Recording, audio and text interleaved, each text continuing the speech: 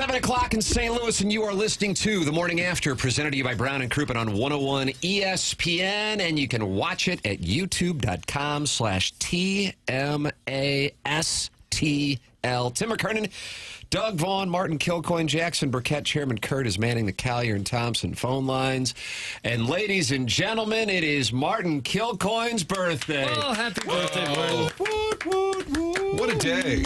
How come I'm the only one not wearing green? God, look at McKernan and McVaughn over here. Slap to the Irish. Yeah, Fully are you green. a self-loathing Mick? Are you upset about the troubles up north? I'll dial it in a little bit later. You know, stumbling through Dogtown at about 11:45. Are you going to Dogtown? No. God bless. Happy birthday. Yeah, how about that, Mike Oh, Lee? Mike Lee. He'll probably be calling Fox 2 48 times later today. How about that? My goal today is just to lay low and maybe end up in Doug Vaughn's backyard, stare at the birds. That's what your goal is today. Okay, Yeah. I did put the bird feeder back. I took it down when the storms came, of course, and then I put it back up. But haven't had a whole lot of activity in the last couple of days. I think the birds were blown right over to Illinois or something. I poured a lot of my energy into Jackson's birthday, so I would like mine to be kind of low-key and just celebrate. You know, many years the tournament, day one, has been on St. Patty's Day. It's like the perfect day. You can just kind of shoot it. Is that what you do, Tim? You shoot it? Have some And then I hate when Marquette plays on St. Patty's because it can kind of ruin the whole day. If they bow out. A couple of years ago it was perfect, though. We had like Vermont or somebody, first round. Catamounts, Doug. Get to party a little bit and enjoy the squad. I just want to warn the audience today in advance that this Jackson Burkett is a banty little rooster. That needs to be said in advance of today's program. So expect Jackson to be a banty little rooster on the Stiefel dossier. Jackson, what else is going on in the Stiefel dossier outside of you laying into people today? What's on the Stiefel dossier today, Tim? We'll have Chris Kerber at 8:15 to break down the combined 12-3 victory over the Ducks and Wild for your Blue Note. How do you How about do, that Jordan knowledge by Kyler? Yeah, Jackson? that's addition. That's will do math. What Wow. up? And then at 9, the Colonel Gabriel P. DeArmond will be previewing the big dance for your Missouri Tigers. Nice. Okay. That's coming your way, brought to you by James Carlton at 9 o'clock. And then we'll have the Design Air Heating and Cooling email today, the morning after at InsideSTL.com at 10:50. Doug, you love a Sadie Hawkins, and I think this because they are loaded for bear in both the YouTube chat and in the Air Comfort Service text line. Okay. What is the lead? And let me make this clear. No matter what, you are wrong. I know. I understand that.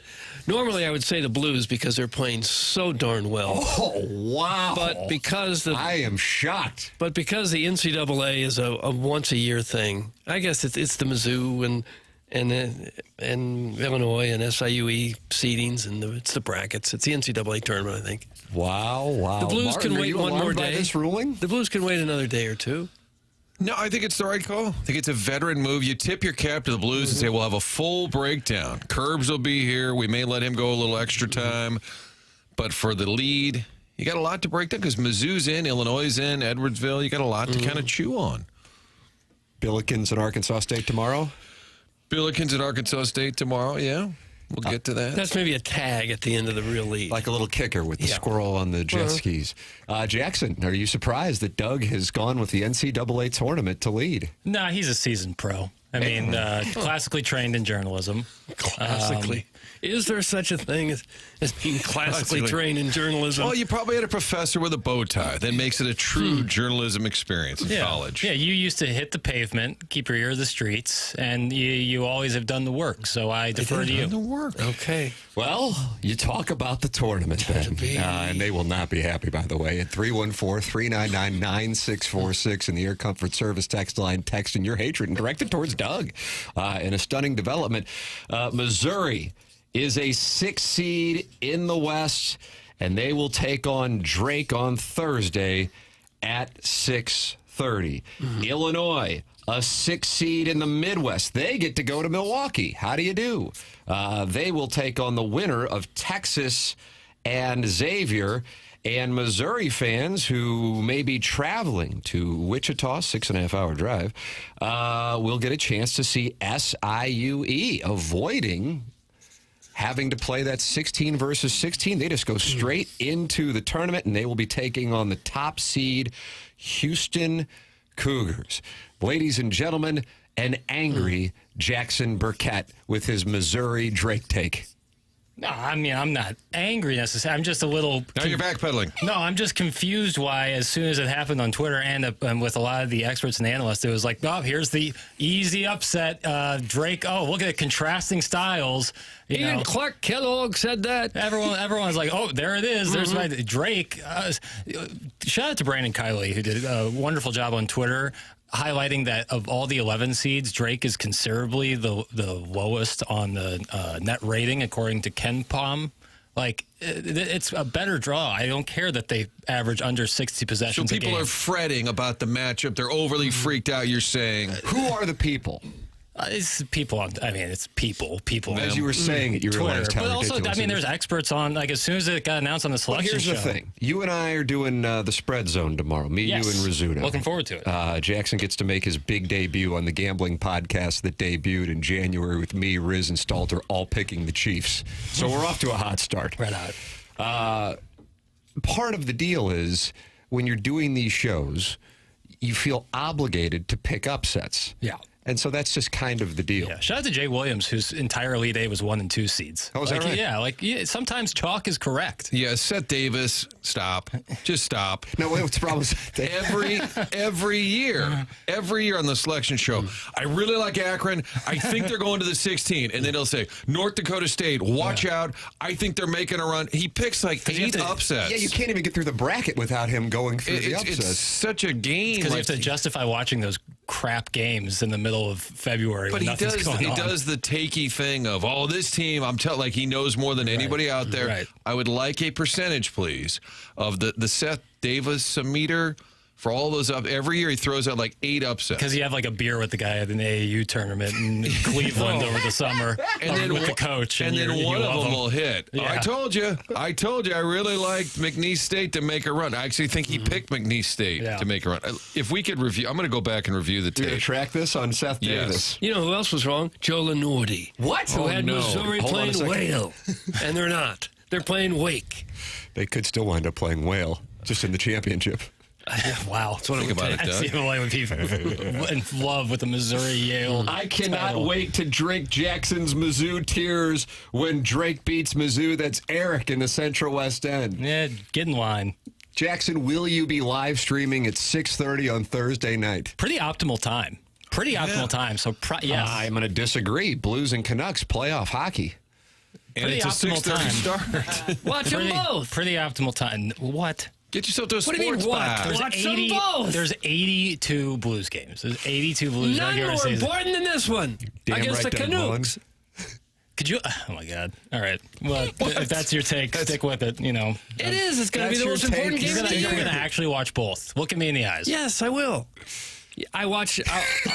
Don't look at me that way. I'll watch we one didn't of give them on my Jackson's phone reaction. and one of them on my TV. I just respect that I can't. My attention can't go work like that. I got one thing at a time. It's tough for me to even watch 2 college basketball games at the same time. Jackson, I'm a little concerned as an older sage. I'm feeling like you might be a little overconfident, and Mizzou fans that have PTSD fear everything, not just like young people, oh, this Drake squad scares me. Just kind of historically speaking, Mizzou fans have been stung, so they're a little fearful of that mighty little underdog, I hear bulldog that. named Drake. I think some of it is that. I hear that, and I respect that. And I've lived only a part of my life through Mizzou heartbreak, but I've seen some Mizzou heartbreak. But I'll tell you who doesn't know anything about that: the players on the team, and that's all that matters. Yeah, but there's something I don't know. Like Tamar Bates isn't going to be like, "Oh, Norfolk State, God, I remember that." He didn't care. Let's go to the presser down in Wichita and let's ask. right. Let's go to Wednesday's presser. Like Tyus Edney, which happened again with Michigan, Maryland, by the way. Like they don't know anything. Like they don't care. Like it doesn't affect them. And Mizzou's had some heartbreaking moments, but so has every other team that's ever been in the tournament. Right. They Drake's all are top hoping 5. they're all hoping this is the year we do it. Right. And they go down. It happens 67 teams leave unhappy. Yeah, right. That's just how it goes. I'm just excited. I love tournament. I love talking ball. I love Don't talking just say matchups. tournament. I love tournament. Don't say I love tournament. I do love this time of the year. tournament. I love that they have to look these kids from West Virginia and Indiana in the eyes and say, you can't go, but North Carolina can. A lane violation. Well, their commissioner got him in. North Carolina got into the tournament. Joe Lenardi had West Virginia as a 10 seed. They don't get in a tournament. Nope. Indiana was kind of a layup into the tournament. Red hot coming down the stretch. And they don't get in. And then North Carolina, Doug. Thanks to Bubba Cunningham, the athletic director, who happened to be ahead of the tournament committee. They made it very clear. He steps out of the room. I'm sure he steps out of the room himself. when they talk. But they got to look him in the eye as he's walking past out that door in that hotel. All right, guys, do your best in there. I'll be right outside this door here listening to y'all. What do you think he does when he goes out in the hallway? Yeah, like the glass against the door. Yeah, post on the fan page. Jackson, we had a variety of sound from the North Carolina situation, which could very well play out locally here with what we got coming up. So what do you got here on the Sean Farnham was a Banty Rooster on ESPN. Yeah, I saw that. I think this clip from Sean Farnham explains it the best with all the numbers and all the context. Mm-hmm. Have played 11 games against other tournament teams. They have won 2 against UCLA and American. All right, Sean, when the field came out and the brackets were set, let's just start with, like, when you first saw it, what was your overall impression? What stood out? Well, one of it was that has to be a typo. North Carolina can't possibly be in this NCAA tournament field because they had ample opportunities to improve their resume. The fact that West Virginia is not with 6 quad 1 wins and North Carolina is with 1, and if they thought so highly of the ACC, how is an 18-win Louisville team an 8 seed? So if you don't value the ACC with Louisville, who won 18 games in conference play and had a great non-conference, what you're telling me is North Carolina scheduled its way in because it had the 5th hardest non-conference schedule. The problem is they only won one of those games that mattered. So, when you talk about 2 wins against the field, that's not good enough. That's not good enough. And there are other teams I thought were more rewarded for this. And this is an example of why we don't need to expand the tournament. Because we're looking at this resume and going, yes, this is a tournament, the NCAA tournament team. To me, it's about being elite. This North Carolina team is not elite. Okay, then. Sean Farnham, ESPN, mad about North Carolina getting in as an 11 seed. San Diego State will be their opponent. Winner gets Ole Miss. Yeah. To North Carolina's credit, they played Kansas, they played Auburn, they played Alabama, they played Michigan State. And guess what?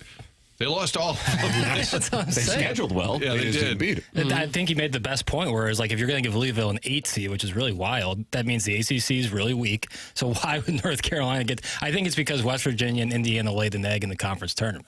I think their last game, So they the looked conference bad. tournament matters if you lose, but if you win, it doesn't, because here's Michigan as a 5 seed. Yeah, it makes. It's obviously really hard to seed this and get everything right. You never do, but this one is more egregious than I can remember in years past. I like is that right? This one's pretty bad. There were a lot of question marks. I like the cutaways of a team. There's usually the young team, like Edwardsville is great. They're jumping that was around. awesome. They just love being in.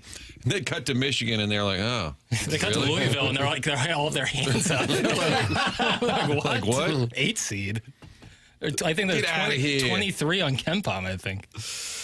Here is the North Carolina athletic director and also, Doug, the chairman of the NCAA Tournament Selection Committee. This is Bubba Cunningham on the Tar Heels being selected to the NCAA tournament. Well, thanks, Seth. And obviously, I'm going to defer that to Keith. But, all the policies and procedures were followed, and Keith can address exactly how North Carolina was discussed, because I was not in the room for any of that. Yeah, thanks, Bubba. And Seth, I appreciate the question. As the vice chair, I managed all the conversations that we had about North Carolina, and we had quite a few.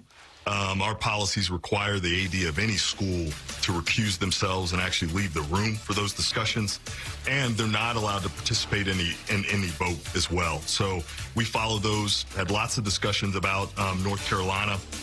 Saturday night, we took our final vote, and we voted in 4 teams in the field on Saturday night, and we had a contingency vote. And the contingency vote, that was the last team in the field. And it was based on Memphis and UAB. If Memphis won that game, then that was going to free up the spot in the tournament, and that was going to be North Carolina. If UAB had won, then Memphis was going to be in the tournament, UAB would have been in the tournament, and North Carolina would have been the first team out. And so that process played out today. Memphis won, and that put North Carolina in the field. Okay. Well, it's an answer, but it's not really an answer. The problem is where we are, I think, just in our country right now, is nobody believes anyone else. We don't believe what we hear anymore. with much of anything. You would like to think that it's all on the up and up, but it's hard to come to that conclusion. I still sometimes. think the biggest lie is when they look you in the face and say they don't look at any matchups. Okay, we have Coach Calipari against Bill Self. You telling me they didn't like that idea? Oh, wow. And the winner in the round of 32 gets Rick Pitino, who's placed in Providence, where he started his coaching career. So Ricky P goes back to Providence, and after he wins his first-round game, he could be playing Bill Self or John Calipari, all by accident, Doug. First coach to have 6 teams, 6 different schools in the tournament. Oh, nice. Man, I Trying. like that. I've been working on my accent.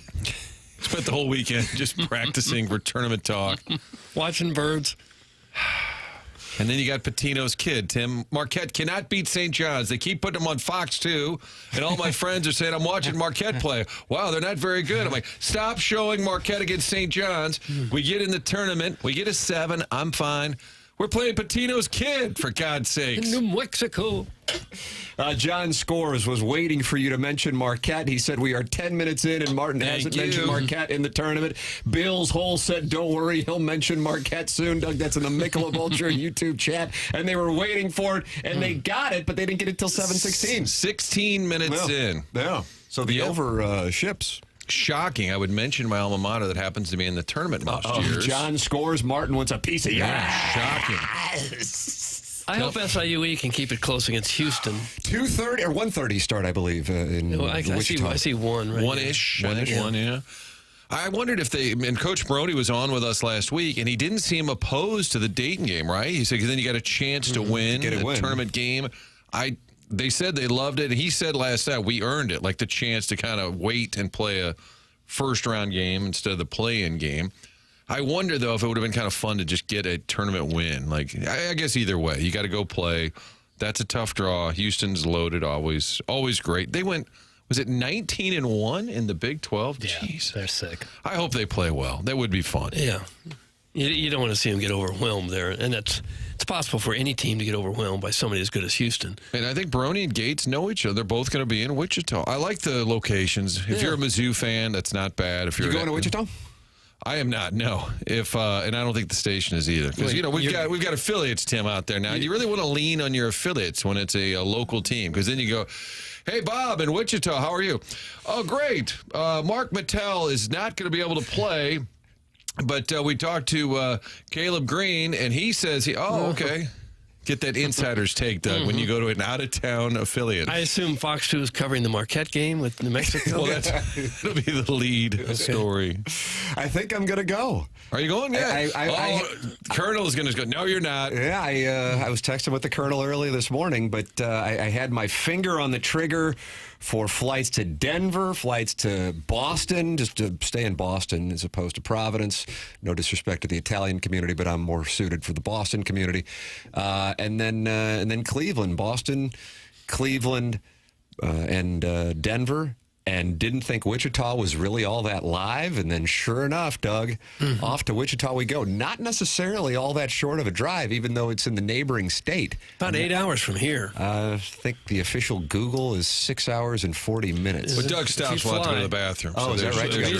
I used to drive to Wichita a lot as a kid. That's where the relatives were, and it was always 8 hours back then. Maybe you can go faster now. I don't know. Because it's about 4 to Kansas City. Spring break for my older son, and he. I think you should do it. So I think we're gonna head out on Wednesday. Okay. That'll be the plan. Talk about the tournament. So I get to tailgate with the Colonel at the Power Mizzou tailgate. Woot woot. Huh. And then if Missouri is to win, they would play the winner of UNC Wilmington and Texas Tech. If they get past that, then there is a chance. Oh, Jackson. Oh, Jackie Papers. That Missouri and Kansas could meet in the Sweet 16 at the NCAA tournament. What? You wouldn't like that? You're like speechless on some of this. I just don't think. I don't know if Kansas is getting past. I think Mr. Tim was just kind of kidding. No, for sure. I know. I want it to be St. John's. You want to be St. John's? Why is that? I don't even want to think about it. Drake first. Uh-oh. You were getting Drake first. This is what happens when you got a guy on the roster. It doesn't matter if you think about it or Getting not. Drake first. Getting Drake first. There was a great Dennis Gates. There was a great Dennis Gates So we can't fight. talk about Texas Tech. We can talk about Texas Tech, but Drake first. Drink first. We can't look ahead, Doug. No, we can. The players, the coaches can't, but we're allowed to. It won't affect anything. You're right. We're not on the team. Gates had a great bite, Tim. Well- This time of year, he said, I don't care who the opponent is. Anybody can win, and kind of explain the tournament in a nutshell. That's the truth. That's what's fun about it. However, like if the Final Four was all the 4 1 seeds, that would not shock me in the slightest. Like they're truly in a class above everyone else. The 4 1 seeds. They're in the history of Ken Pom, and I keep referencing that, and I apologize. There's been 7 teams with above a 35 net rating. All 4 1 seeds have above a 35 net rating on Ken Pom this year. Florida sure looked good in the SEC They're tournament. playing better than any team in the country. Yeah. They are playing you have to play a perfect game to beat Florida right now. You have to play a perfect game. Florida is the 1 seed in Missouri's bracket. Jackson overall, if you look at the bottom half of the West, and when Missouri has gone to the Elite Eight, it's been in the West. In 1994, they were the 1 seed. Oh. And they lost to Lute Olson in Arizona. And Doug was there doing a live shot, and someone was shot right behind him at the LA Sports Stabbed. Yeah, it was a stabbing. It was not a shooting. In 2002, Wharton and I were out there in San Jose when they took on Oklahoma in front of 1,400 people in San Jose for the right to go to the Final Four when they couldn't hit a free throw in March. In 2009, I was out there in Glendale, Arizona when they were in the West Regional Elite Eight, and they beat John Calipari in in Memphis, but then they lost to Jimmy Calhoun. That's Doug's favorite coach, by the way, Martin. He loves Jimmy Calhoun. No. And they lost to... Very humble, kind of man of the people. Very pleasant. Never argumentative. They lost to them. But when they go to the Elite Eight, it's in the West. Jackson, are they going to the Elite Eight this year to Tony? You don't want to say no, but you don't believe It's yes. an absolute no-win situation. I say yes. You just say what you think. That's Drake how you win, first. baby. You're honest. Yeah. Oh! It just happened! Yeah. Well, The why not? Missouri Tigers to the Elite Eight. Why not? Where they will have a rematch against the Florida Gators. Yeah, why not? 9.5-point underdogs in San Francisco. Steph Curry will be in the stands. Hope so. With your brain or your heart, was that pick made? Why did I ask like Yoda? Missouri, I mean... Oh, boy. He's rattled. I really liked the way they performed in the SEC tournament. That showed me that they still have a lot of dog left in them. Like, you go play Florida like they did. You spot them 10 points. You're without your leading scorer. And up until Josh Gray fouled out, you're in a real battle with them. That showed that they still have the heart to pull it off on a neutral floor. So, yes. And I know, like, it's like they got smoked in the end, but if you watched the game, you saw how it all went down. Oh, they got smoked at the end? Well, once Josh Gray went out, you have no chance against Florida if you have no bigs on the floor. I like one of the points of the Colonel's column following that game. They need to stop giving the ball to Josh Gray on the offensive end. Seriously. Like, unless he's standing under the basket. And even then. Even then. I mean, I love Josh Gray. He does exactly what he needs to do on the floor and almost every time. But he is a big old zero with the ball in his hand. Offensively, they don't seem to have much of a plan. They stand around, and if somebody's wide open for a three, they'll bomb it. Otherwise, one guy drives to the paint, heavily covered by 2 or 3 defenders, and throws up an off-balance shot. That's kind of their offense. They have the 5th offensive rating on KenPom this year. Number In 5. what points scored? Is that- Offensive rating. That's a comprehensive look at it. Missouri is number 5 in the nation. I assume that means points scored. No, that's not points scored. Well, what else would it be? Offensive rating. Okay, what's the rating? The If not adjusted points offensive scored. efficiency. It's points scored per 100 possessions, and I have 125. That's good for Okay, 5th that's best in point. the country. Well, it has worked for them many times, especially at home. But if you're, I just think if Mizzou is not hitting from 3, if Grill has one of his cold shooting nights, I don't think they beat very many teams in the tournament. Are you taking Drake? I'm not taking Dwake. No, but I'm saying I can't see them going real far because they live and die so much on Grill shooting these 30-foot shots. But they also get to the line as good as any team in the nation. Well, you got to hit your free-throws. Have to. 70% won't cut it. Got to get up to 75 and more towards 80. Mm-hmm. You're doing the live stream Thursday night. Can you tell the people that? YouTube.com/TMASTL. Yeah, I'm doing it. Doing I'll be in the building Doing it Thursday with my phone up watching your live stream. Not watching the game, but watching both. Jackson. With my wife, You'll be I'll with be my behind. son, and I will be watching Jackson's reactions. Yeah, Jackson's reactions. Well, that's got to be sponsored. That's the name of it. Jackson's reaction. Yeah, I mean, it's going to be, oh, man. Have you filled out a bracket yet and do you have a winner? No, I got to crush more tape. Doug's right. One individual does most of the work. It's a scary strategy versus a strong defensive team. He's not even the leading scorer. Caleb Grill isn't even the leading scorer. He's not the only one, but they do an awful lot of one guy driving right through the defense and trying to put it up against 2 or 3 guys. That's my trepidation when it comes to Drake, is that their half-court offense improved over the last 2 years from Gates, but not great. Gets a little sticky sometimes, like Doug's talking about, where one guy's kind of dribbling around. But that's why you go in transition. Like, you see how Alabama plays. As soon as the ball is out of the basket, they are flying up the floor and making you get back on defense. Drake doesn't want to play that way, so you make him play that way. You punch him in the mouth in the first 4 minutes, and you tell him you're not going to dictate the pace. You like to play under 60 possessions? How's 100 feel? Oh, God. Cats and dogs. Cats and dogs. Grill went 1 for 9 versus Mississippi State. No, that's from the 314. That's accurate. Yeah, and if he has one of those games in the tournament, I think they're done. But he's back in Wichita, where it all began. Hometown. I think the tournament took that into I consideration. would have to think that's that committee. Once they got North Carolina and they said, let's get Caleb Grill back to Wichita. But he's never played in that building. And that's the Greg Marshall Dome? I don't know Might what as it's well called. be. I don't think so. Is that where Wichita State plays?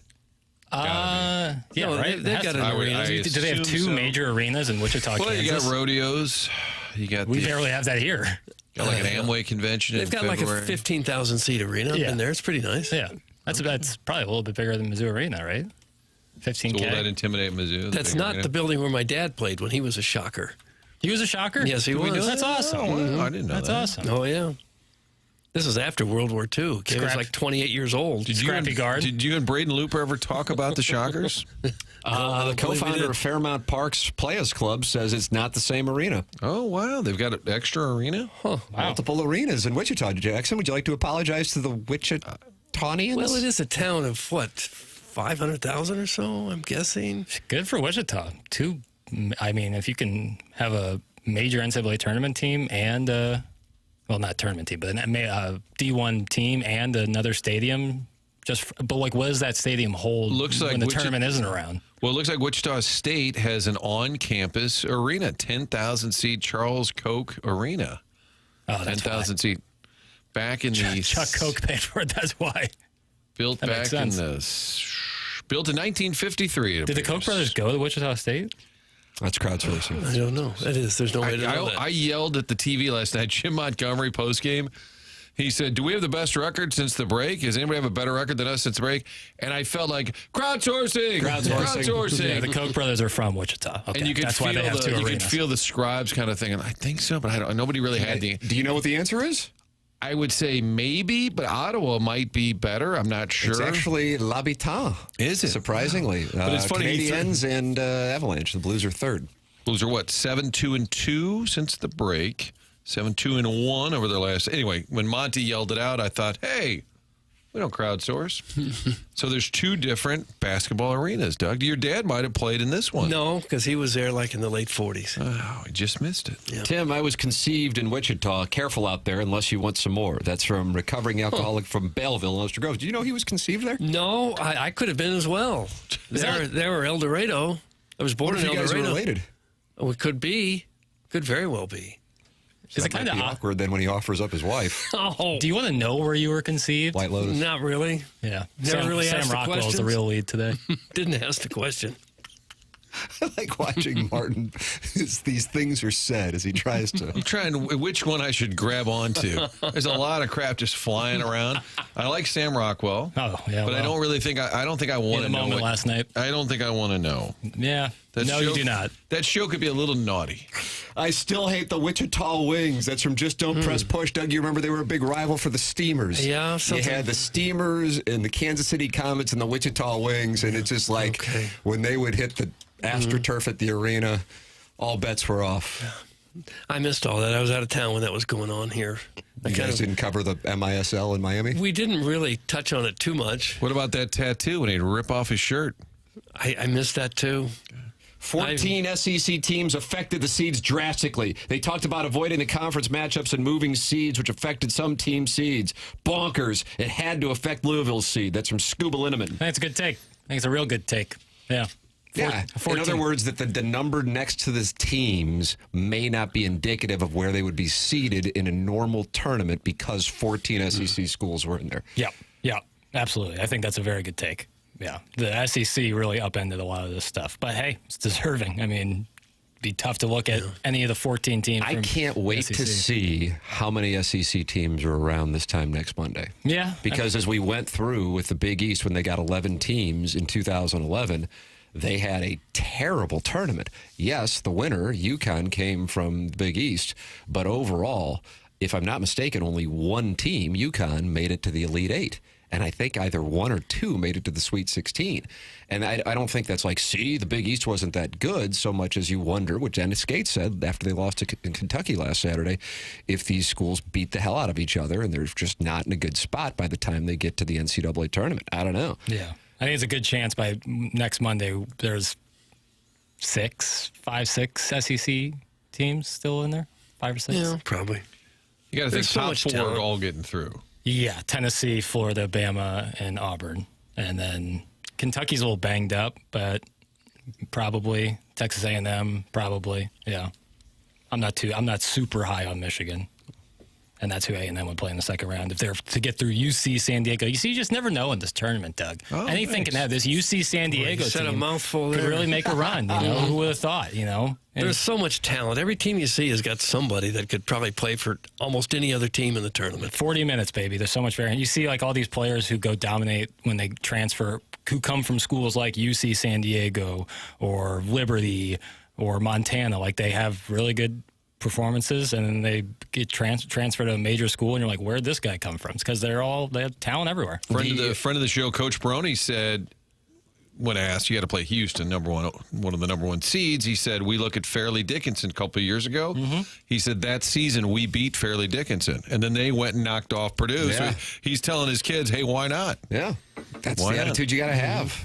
Play, Doug, free and easy. That's what you got to do. And how Tim, about John Tanji of Wisconsin? Averaged 2.5 points a game at Mizzou, goes to Wisconsin. Now he's averaging 19. Nice. He's their star. It's like the What key happens to when you get healthy?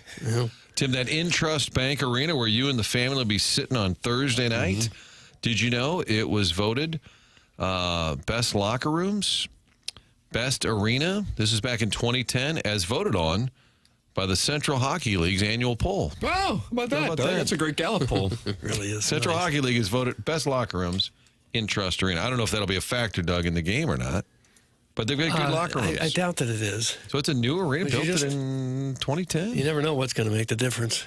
Following the Missouri game, it'll be UNC Wilmington and Texas Tech. Earlier in the day, SIUE going up against the top seed, Houston Cougars, and then you will have, Georgia and Gonzaga, Jackson? That's the 8 and 9? Am I correct on that? There you go. So that's what you'll have if you are making the trip to Wichita for the festivities on Thursday. Missouri Thursday, 6:30. Time on Saturday, should they get past Drake, is to be determined. All those times for the round of 32 are determined following the games on both Thursday and Friday, so to set the best television matchups. All right, there you go. 221 friends have gathered in the YouTube chat, which is brought to you by Michelob Ultra. It's youtube.com/TMASTL. You can go in there and talk it over with Big Blonde Dan Jansen, the Gateway to the South, coaches John and Dean Ellis, and the Bridgeton Landfill Fume Huffer is in there talking it over. Brought to you by Michelob Ultra. 95 calories, 2.6 grams of carbohydrates. It's only worth it if you enjoy it.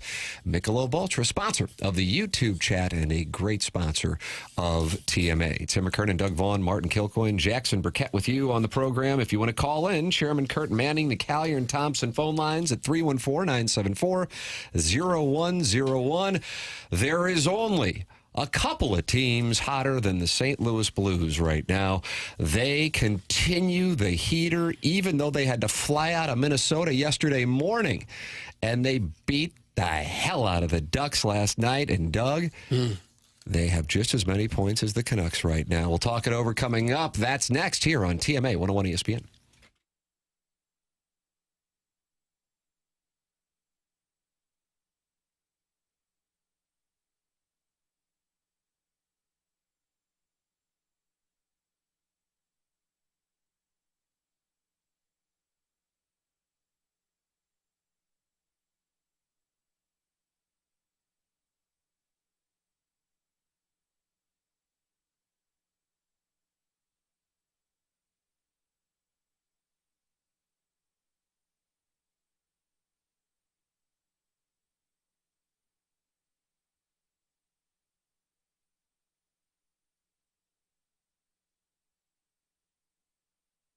Tim McKernan here for Universal Windows Direct. Tax season is here, and what better way to reinvest in your home than with brand new energy-efficient windows?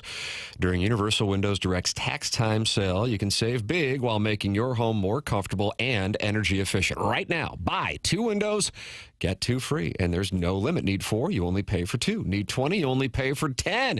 It's the perfect opportunity to upgrade your home without breaking the bank. And here is something that will make your wallet even happier.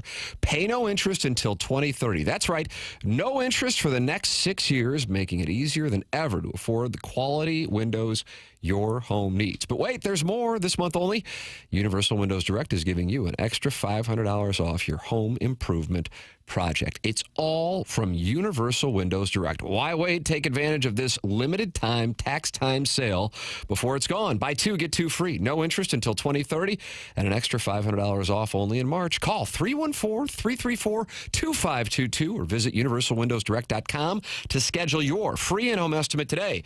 For the last windows you'll ever need, go with Universal Windows Direct, and like me, you'll be saying, I love my windows.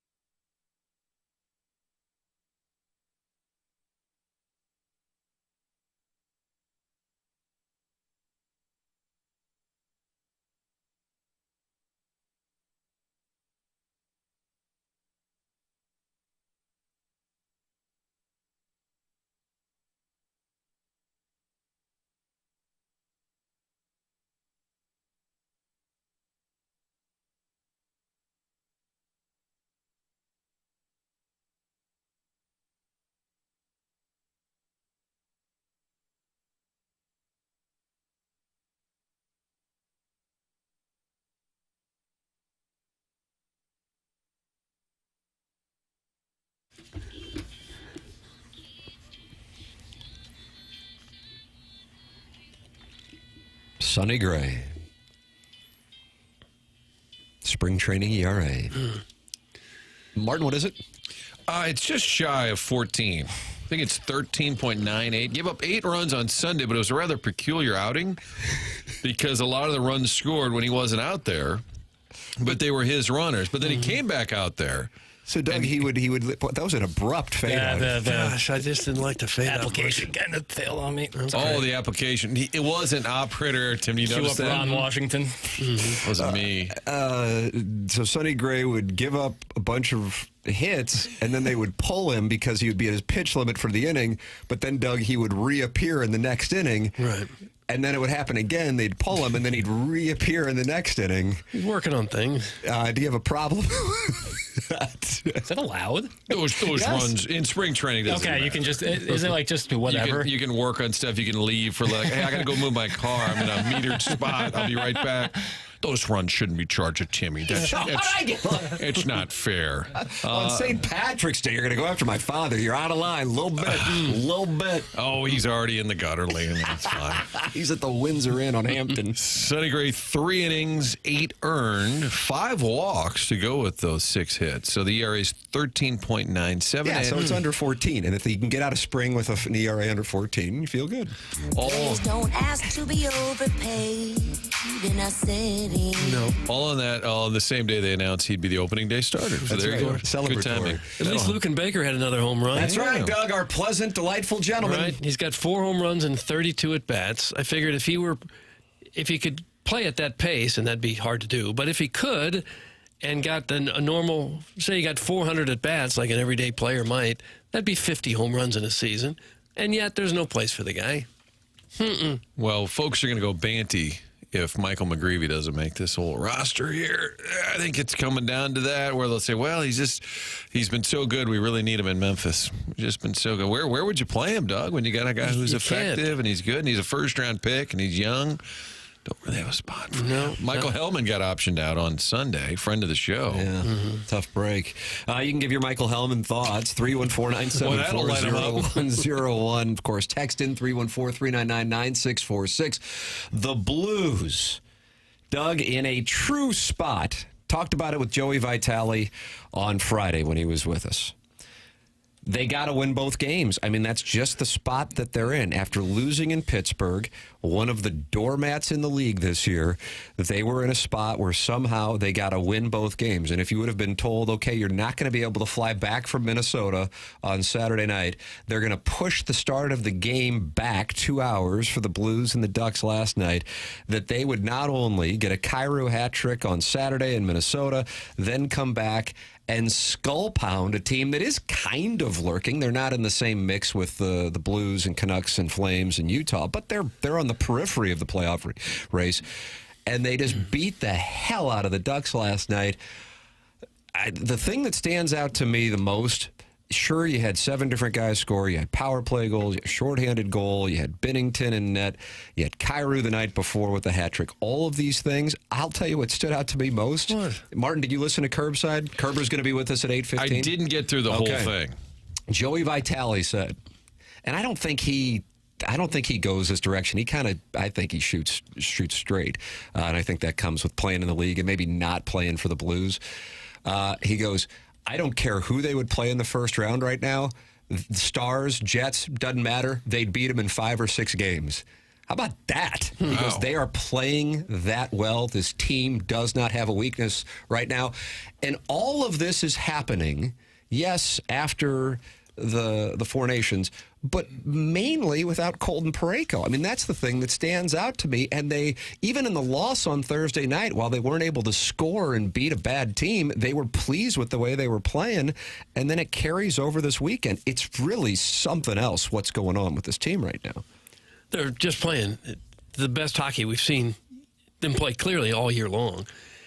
And right now, I would say that they're better than 50% chance that they make the playoffs. Money Puck has the Blues at 36.5. Well, that's too low because they're playing better than all those teams.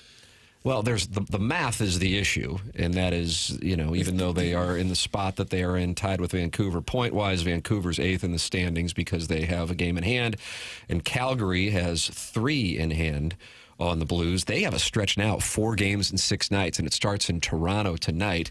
And Utah's playing really well and they're just 2 points back of the Blues. So most likely, unless Minnesota continues to stumble, you're going to have 4 teams for one spot, and I think that's where the math gets in. For the record, on Money Puck and the playoff odds, the Blues are at 36.5%, Vancouver's at 29.4%, Utah's actually ahead of Calgary by a tenth of a point, 25.1, and Calgary's at 25.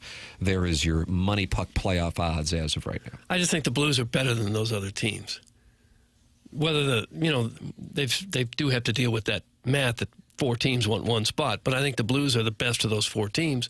Certainly the way they're playing, they are, and I think they're going to get in now. Biggest difference is overtime losses because Vancouver has 11 of those. Calgary, Utah, 11 of those. Blues only have 7. There's 4 points right there. But Calgary has, 3 games in hand on the Blues. So you just need them to kind of cool off. Lose a couple of those at least. Keep winning. Blues in Vancouver Thursday night. You guys will be live streaming Jackson. Doug and I will be front row at the old Note game saying, Is that right? We're rights holders, baby. Blues. Canucks here Thursday. Blues are hitting the easy part of their schedule. They got Nashville 3 times here in the next 2 weeks.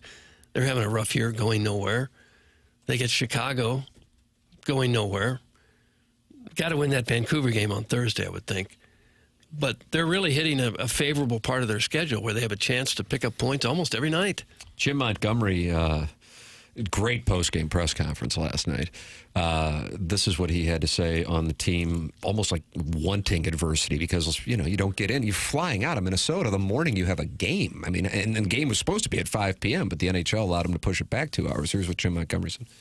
I'm very impressed, but as soon as they said our plane, something was wrong with our plane, we couldn't get home, and we were saying, I said, we're going to win tomorrow night. Because it's just it looks like our group's looking for challenges now and looking to accept them and overcome them. All right. Well, that certainly is a challenge if the plane's not working. And you want the plane after. You want the plane to work before you go ahead and go on down to St. Louis. Did anybody show up at 5 o'clock expecting the game to begin? I wonder. I asked all you guys before the show started. I said, when were you aware of it? Now, you were aware of it. You got a text from Dan O'Neill of the Blues Media Relations. But I truly had no idea. I'm like, I tuned in at 5 o'clock, back and forth from the Players' Championship, of course. And I'm like, God, I could have sworn the game was at 5 o'clock, but it was delayed because of the Blues travel situation on Saturday night in Minnesota. They spent Saturday night in Minnesota, flew, I think they got in at like 11:30. But it doesn't matter, Doug. When you're hot, you don't care about the plane. You don't care about anything. I do want to ask Kerbs, and he's coming up 8 o'clock hour. They were kind of miffed, apparently, that the Ducks chose not to take in the Brayden Schenn ceremony, the pregame ceremony. They all stayed in the locker room, which, I don't know, if I'm an opposing team, I might just kind of stay focused on my game. And in that call of the first goal, Kerbs, Schenn scores right away, and it's all about Schenn last night, the big pregame celebration. And after he scores, Kerbs waits a little while, and I was thinking, what's he going to say? And he said, stay in your locker room, will you? There you go. Dig the puck out of your net in 40 seconds. So they were really, apparently, he was a little banty about the Ducks not taking in the Schenner tribute. I wonder, because last time the Ducks were here, they had the Fowler celebration. They're kind of burnt out on Blues celebrations. Hey, we get it. Caruso puts on a good video. Enough already. Here is Jim Montgomery on Brayden Schenn, embodying what it means to be a St. Louis Blue. Not only embody the spirit of the Blues, with all the players that I've mentioned that have been warriors here for years, that, why the Blues do have a great tradition, the players, you go through the years and the Federkos and Gary Younger, and then you get in the 80s and you have Sutter, and then you have Perry Turnbull, and then you have Brett Hull shows up, and then Scott Stevens is here, Brendan Shanahan, Pronger, McInnes, Mellenby, Kachuk, Jackman.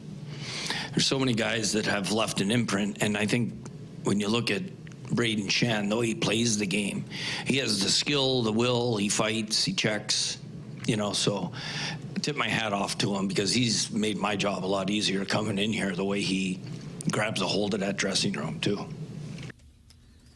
He grabbed a hold of that game last night, that's for sure. I feel like I've said dressing room before and people made fun of me.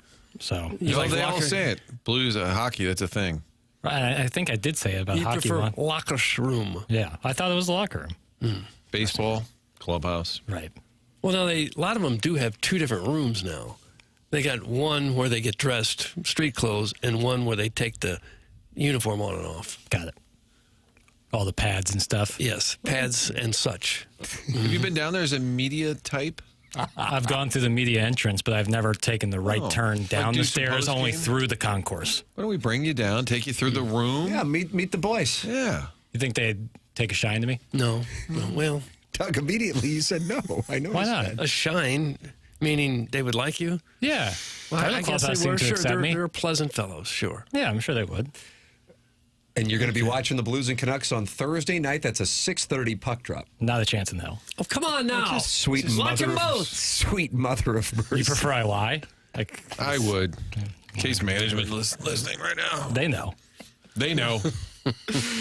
You can email in your thoughts on Jackson's plans for Thursday. It's the live stream, youtube.com/TMASTL. I'll be sitting there in Wichita, and I'll have my phone. I'll be like, look at Jackson. I guess I can see the chat on my phone, right? Oh, yeah. Well, that's key. You'll be a good amount in front of me. Do you think more people will be tuned in pulling against Missouri? I think so. Tied for first. It's going to be It's a pretty close. Schadenfreude fest. Yeah. This show attracts self-loathing. Yes. Yes. I think, yeah. This show's foundation is You self-loathing. think our listeners are going to hope that Mizzou loses? I think Not necessarily care about Missouri so much as wanting to see Jackson sad. Yeah, I think that's Really? going to be a big part of it. And I think even some Missouri fans, will keep them, if things go sideways, what's going to, help them through is watching me be really sad. I think the perfect scenario is a Misery tight loves company. game where you're stressed and then you're just really Yeah, for a lot of viewership. angst, but For then Mizzou viewership. pulls it out. Yeah. Because I also want to see the sequel on Saturday when you have to stress through another game. Yeah, God. Have you ever cried over Missouri loss? Kansas hits a 3. Here comes a Norfolk waterworks. State, but that was 13. Okay. Did you really cry? I think so. Did you lay on the floor in the fetal position for 2 hours? Not like Stephen A. Smith after Tim Tebow threw a touchdown or something. Nobody believes that. I'll be watching the live stream just to see Jackson be sad. Thanks. That's from Angry Dan. Well, at least Angry Dan's being honest. What if I'm not sad? What if it's a glorious victory? Then he'll be waiting for UNC Wilmington or Texas Tech on Saturday. Right. And if you're happy then he'll be waiting for St. John's or John Calipari or Bill Self or even Omaha Watch out for Omaha. That's some guys to gonna make tell you you sad next Thursday night in San Francisco. And if it doesn't happen there, then he'll be waiting for Florida to make you sad. But can you really rub it in someone's face if their favorite team makes the Elite Eight and they lose? I don't know. As a 6 seed, I don't know. We'll see. Well, the haters could. All I hope for is the best. That's all I can hope for. Well, what if they just play their hearts out and represent our school well and get beat by 5 points? Could you take a moral victory? No, yeah. Could you take a moral victory? Absolutely not. Oh gosh. No, absolutely not. Absolutely not. You're a 6 seed. No.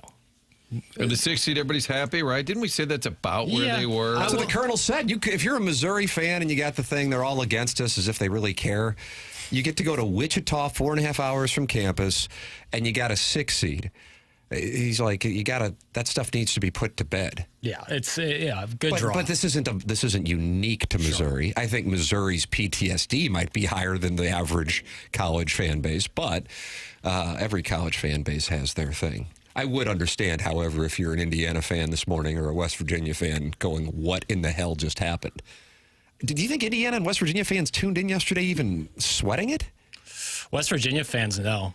I think Indiana fans would have had to with the first round loss in the conference tournament. Just you have to be cautious. But if I was an Indiana fan, once North Carolina had a lane violation against Duke and lost that game, I would have been like, all right, that ticket is punched. I would have thought ticket is punched. But yeah, West Virginia fans, they were probably in shock. We talk a lot about the committee doing matchups and then pretending, it's by mistake. Pitino's playing his old team. Do you think they put Kansas and Missouri in that same bracket? Or do you think that one is just by accident? Because they would both have to advance twice. I don't know. Although that would be pretty unlikely as it is, that'd be pretty cool. Yeah. Yeah, I really dislike both those teams so much, Arkansas and Kansas. Yeah, who will you be pulling for there? Probably Arkansas, because then you get Calipari and likely Patino in the second round. Oh, Doug. And some rigatoni special. Real Parmesan or whatever it is. You mean Rigatoni. Here, sorry, it's taking. Okay. Wow, you called for your own drop. Calipari, Izzo, and if Patino was in here, we're talking Italian special. We're talking rigatoni, marinara. What do you mean we're talking that? That's what they're going to have for lunch or dinner? Yeah, it's the That's what players they're will gonna have bring to the pregame. game? It's rigatoni. Jackson, have you seen the odds for Missouri to win the national championship? I have not. I know the spread for the game is like 5 in Missouri, but minus 5.5. I saw it minus 6.5, so that means it dropped. Okay. Doug, you want to guess the odds for Missouri to win the national the whole damn thing? Is for it a point of reference? A percentage we're looking for? We're talking about money lines. So plus 300 is Duke, plus 350 Florida, plus 400 Woburn, plus 700 Houston. I like Houston plus 700. They got an injury issue. Plus 1,600 Alabama, plus 1,600 Tennessee, and Rick Pitino plus 2,000 with the Johnnies. Oh. So that gives you an idea. If a 2-seed is plus 2,000, Mizzou's got to be plus 4,000? Martin, you want to fire a bet at the pot? 3,500. Jackson Burkett. Yeah, plus 4,500. Missouri is plus 6,600. Wow. If you bet $100 and Missouri wins the national championship, you will be handsomely rewarded with $6,600 in Bitcoin offshore. And then Illinois, plus 5,000. Well, wouldn't we all be pretty shocked if Missouri or Illinois won the whole thing? Yeah. It would be pretty stunning. It's pretty shocking for anybody outside of a 1 or 2 seed to win anytime. I mean, it's so difficult to win the NCAA tournament. You just have to get so hot at the exact right time. If you want to put $100 on SIU Edwardsville, the Cougars, to make a run and win the national championship, Doug, you'll be handed $100,000 in Bitcoin offshore. In Bitcoin offshore, I wouldn't even know how to get it. Ethereum. How would I go about getting it? Self-belief. Yes, and self-belief. How would I go about getting that money? Ask some 24-year-old on TikTok who's Lowest got a seed ridiculous ever. haircut and a Lamborghini. Lowest seed to ever win the national championship. North Carolina State. Villanova. Oh, it was North Carolina State. What seed were they? 40 years ago, the 8 seed, it said the lowest seed to win, and this is from NCAA.com. The 8 seed is the lowest. It was Villanova in 1985. The 11 is the lowest seed to make a Final Four. LSU did it. George Mason, VCU, Loyola Kai, UCLA, NC State a year ago. 15, lowest seed to ever get to the Elite 8. That was St. Peter's? St. Peter's 3 years ago. Missouri's odds to win the West region, plus 1,400. Florida is minus 125. I mean, they're playing so damn well. Texas Tech is plus 475, actual better odds than the 2 seed St. John's at plus 650. What about Illinois? Illinois, even though a 6 seed, has the 4th best odds to win the Midwest region. They are at plus 900. Houston, for the record, plus 135. Tim, NC State was a 6 seed with Jimmy Valvano. How about that? Yeah, Raleigh Massimino. You think it's a disadvantage at all for Illinois not knowing who they're going to play until like just a day or two before they play them? Everyone else gets almost a week to think about it and scout and look at video. But then at the same time, those teams have to play. Yeah, and they're whereas going to be Illinois gets to rest. Right. At this point, I'm not sure if it's better to sit and rest or to play. I would check with Mark Milton, Doug, wouldn't you? Well, if you got tax problems, and a lot of these players might with the money that they're reeling in now with the NIL. So, yeah, if you're a college player and you're making a couple $1 million, you do have to pay taxes on that. Otherwise, the godforsaken tax man is going to be knocking on your door. And that's where you may need Mark Milton. If you have unfiled tax returns, bank levies, wage garnishments bothering you, or even worse, you're facing an IRS criminal investigation, that is serious stuff, and you need someone standing behind you to get you through that. And that's Mark Milton. He is the STL tax lawyer. His website, stltaxlawyer.com. Mark Milton and stltaxlawyer.com provide a local and and holistic approach to tax resolution. Mark started his legal career with the Department of Justice Tax Division in Washington, D.C., where he represented the IRS in tax cases throughout the country and received the DOJ's Outstanding Trial Attorney Award. This guy is simply one of the best in the nation at what he does, and now he's right here in our area to help you if you need him. Mark helps individuals and small businesses solve their tax problems. If you have any kind of IRS issue, contact Mark Milton at stltaxlawyer.com today, and you'll be saying, no, I'm not guilty. I'm with Milty. Remember, the choice of a lawyer is an important decision and should not be based solely on advertisements. So many ways to get involved on the program, on the Stiefel dossier. We have Chris Kerber coming up at 8:15, Gabe DeArmond at 9 o'clock, and you are welcome to call in, text in, or email in the program. Call in 314-974-0101. Text in, Air Comfort Service text line 314-399-9646, and email in the morning after at InsideSTL.com. That is how you can get involved on the program. This is TMA, presented by Brown & Crouppen on 101 ESPN.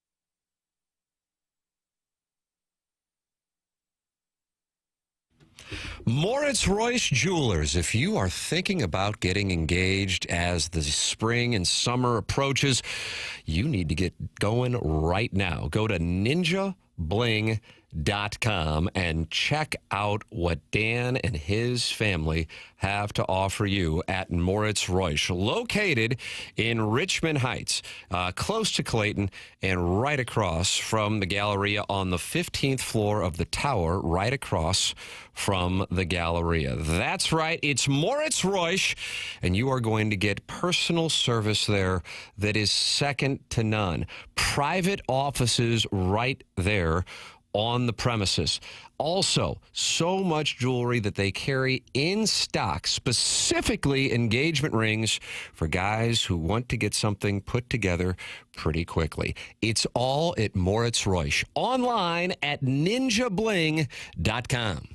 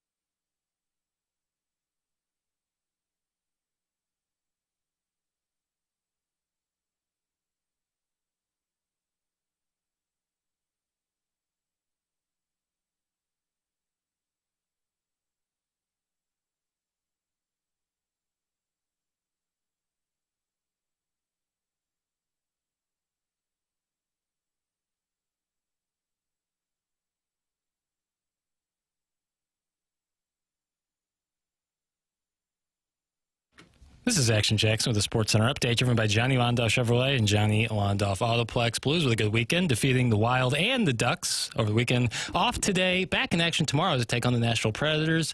Pre-game at 6 p.m., puck drop at 7 p.m. right here on 101 ESPN. That was another Sports Center update, driven by Johnny Londoff Chevrolet and Johnny Londoff Autoplex. See them at Londoff.com. Chevy, together we drive. Are you kidding me?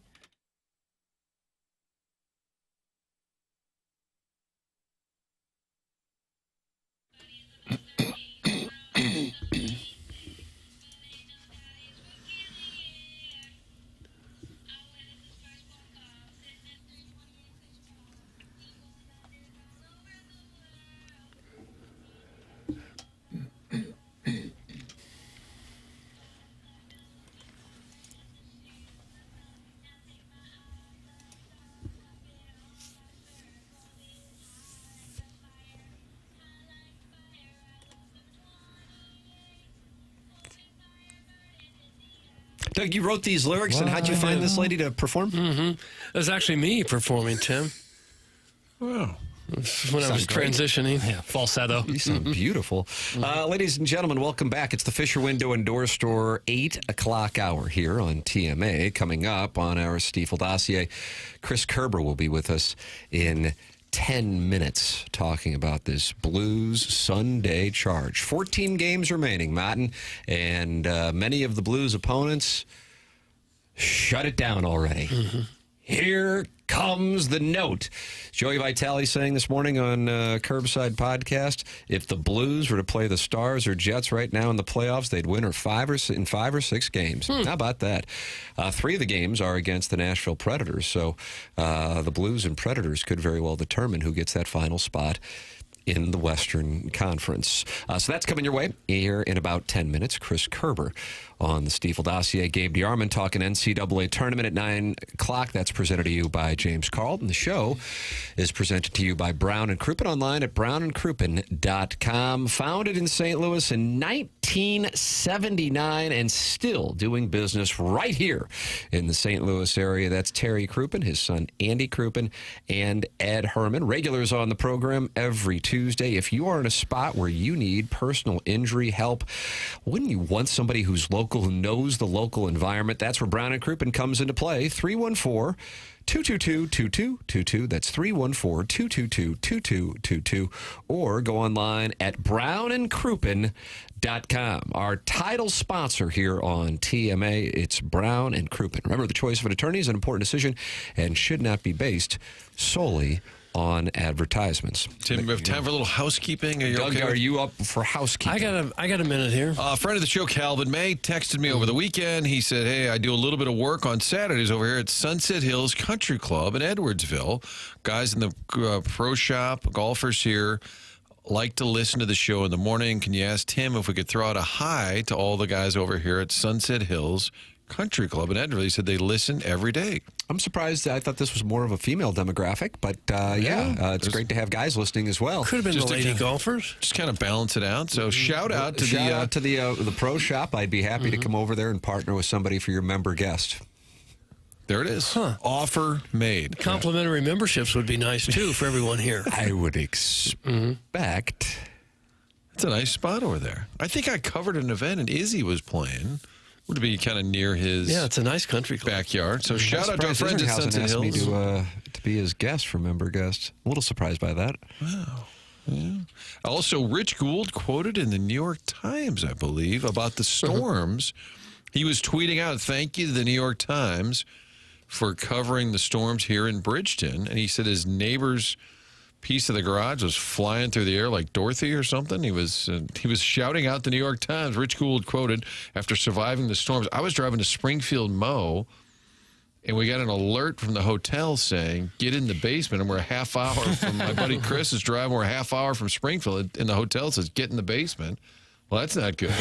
Checked the radar, and I couldn't Dave Murray it. I couldn't quite figure out. I said, I think we're okay, but I don't know. So you just kept trucking? And then we had a blinding rain. We're literally pulled over on the side, which is just so scary. Yeah, so scary. And the next day, coming back, I had to go to a funeral Saturday morning, but driving back Saturday, on the side of the road, there were multiple cars that all had smashed into each other from just that. Did you guys survive the storm? Obviously you did. I did. They had like a 55-car pileup in Kansas from the dust storms and everything.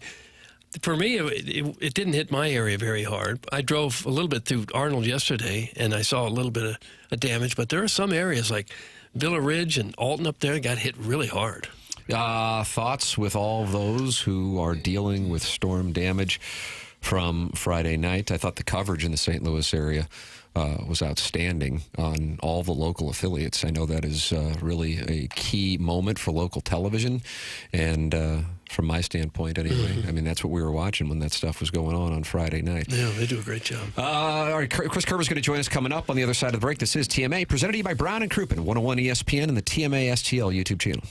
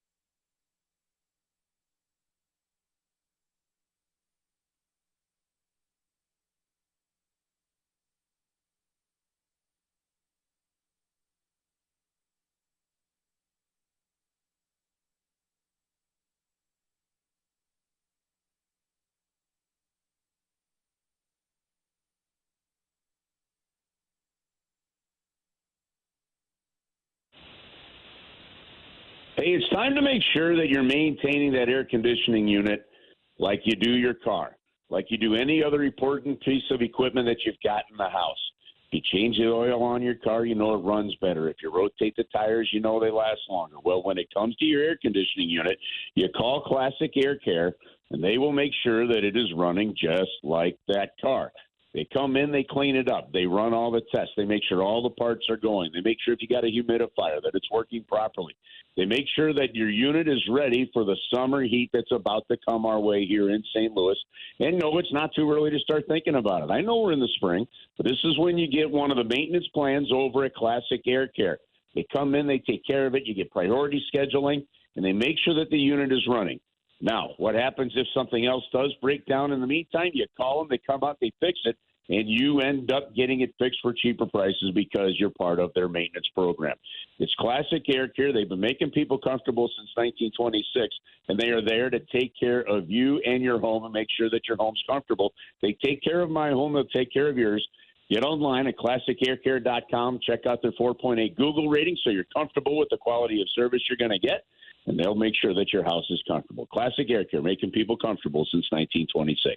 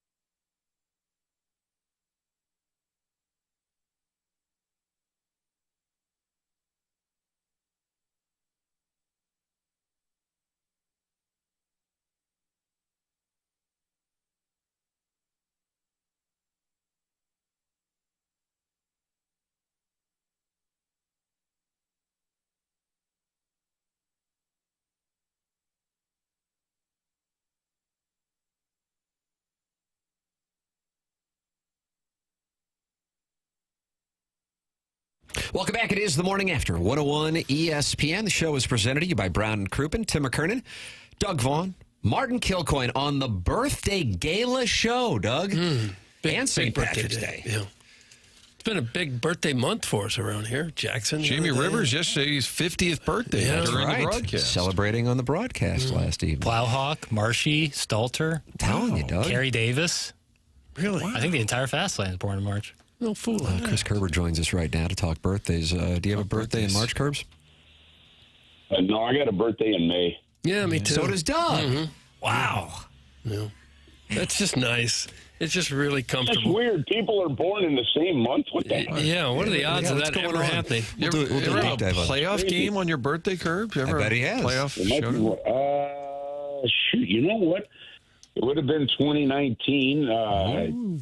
They've been around a couple of the conference final runs. It probably has. May 28th, so towards the end of the month. Might have had one or two. Why do I know that that's Chuck Marlowe's birthday? It's the same. So there's another one in May. Gosh, this is incredible what we're stumbling upon. We are living in exciting times, and that's further proof. Also, we are living in exciting times because the St. Louis Blues have come out of nowhere. Jim Montgomery's saying it himself. He said, I'll be honest, if it hadn't happened by January 10th, I wouldn't have expected it to happen by now, but here it is. The thing that stands out to me, Curbs, and I was listening to you and Joey Vitale talking about it on your podcast. I was driving into the station this morning, that they're playing so well and they're doing so much of this without Colton Parayko. What are you seeing as to why the team is playing as well as it is? Well, the one thing that we've seen, you saw it in Pittsburgh, even though the team lost. You saw it in Minnesota. We saw it for a few games before that. So it really started. It played extremely well, going back even over a week or so ago to that game in Dallas where the Blues gave up 4 power play goals to lose that game. At even strength, they've been unbelievable. And really, since Jim Montgomery took over back in November, they've got the second most 5-on-5 goals of any team in the National Hockey League. And that's not a small sample size at this point, guys. I mean, we're talking several months to build that up. So, the one thing that you notice really more than anything, at least for me, is that whether it's the Robert Thomas line or the Brayden Schenn line or the Oscar Sundqvist line or the Reddick Foxa line, all 4 forward lines are playing that right way. They're playing that same style. They're playing that same way. And, yes, you have maybe different skill levels in terms of what some of these guys can do, but you can't really tell the difference in terms of style of play based on how they're playing. And then and you have to credit the forwards a lot. The forwards are working just as hard in the defensive zone as they are in the offensive zone, and that's really helping out the defense. And I think, honestly, what I think has also happened here is knowing that Colton Parayko's out, knowing that you're missing 24 minutes of that big guy there, I think it's guys have realized they've got to pick it up even more. And, you know, that old cliche that you have, that first game misses, well, somebody's going to have to step up. They've done that, and I think that they're playing really well. I think the other thing, guys, is, you know, when they went out and they got Cam Fowler defensively back in December, I mean, that wound up being just a huge pickup as it turns out. So Philip Broberg had a really important break. He came back. His play is picked right back up. So they've been able to spread the minutes from Colton Parayko out, and the guys have responded defensively as well. So really an all-around team effort to get to that point. But, yeah, they're playing a terrific style of hockey right now. I thought it was pretty cool last night that 7 different guys scored goals. That doesn't happen very often. And it's probably important that third or fourth guys can't sit around thinking, well, somebody else is going to get 2 or 3. Tarasenko will get 1. Hull will get 2 or 3 goals. They've all got to score, and that's what they're doing. Yeah, you know, without having that superstar, the Blues for quite a while have really been one of those win-by-committee kind of teams. So that was a pretty neat game. I mean, Anaheim stinks, so that you know, that's just not a really good hockey team. They're better than they were, so I guess they can pat themselves on the back a little bit, you know, but like Trevor Zegras, I mean, was just non-existent. This is supposed to be one of their most skilled players. And, you know, I saw it when we went into Detroit in December, right before Christmas, and you saw Mo Sider and you saw some of their top skilled players just be totally ineffective. You have to wonder what's going on. They're going to have to do some even more changes and some overhauls there in Anaheim. And the Blues took advantage of it, which is good right from the start. And they came in waves. But they did it against Pittsburgh. They did it against Minnesota. And it looked the same thing. I go back. If you watch, the Blues recently on their website put up kind of a retrospective of Life as a Blue with Ken Hitchcock. And if you go back and you watch it, he talks about how things started to turn when they got the buy-in, and it was led by David Backus, you know, in terms of the style of play that's needed.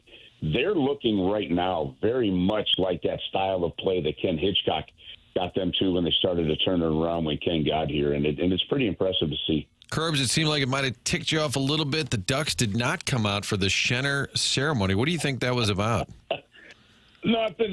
Listen, I had some fun with that. That's why I say, hey, can I put my Blues fan hat on rather than what I know, right? But I do think this.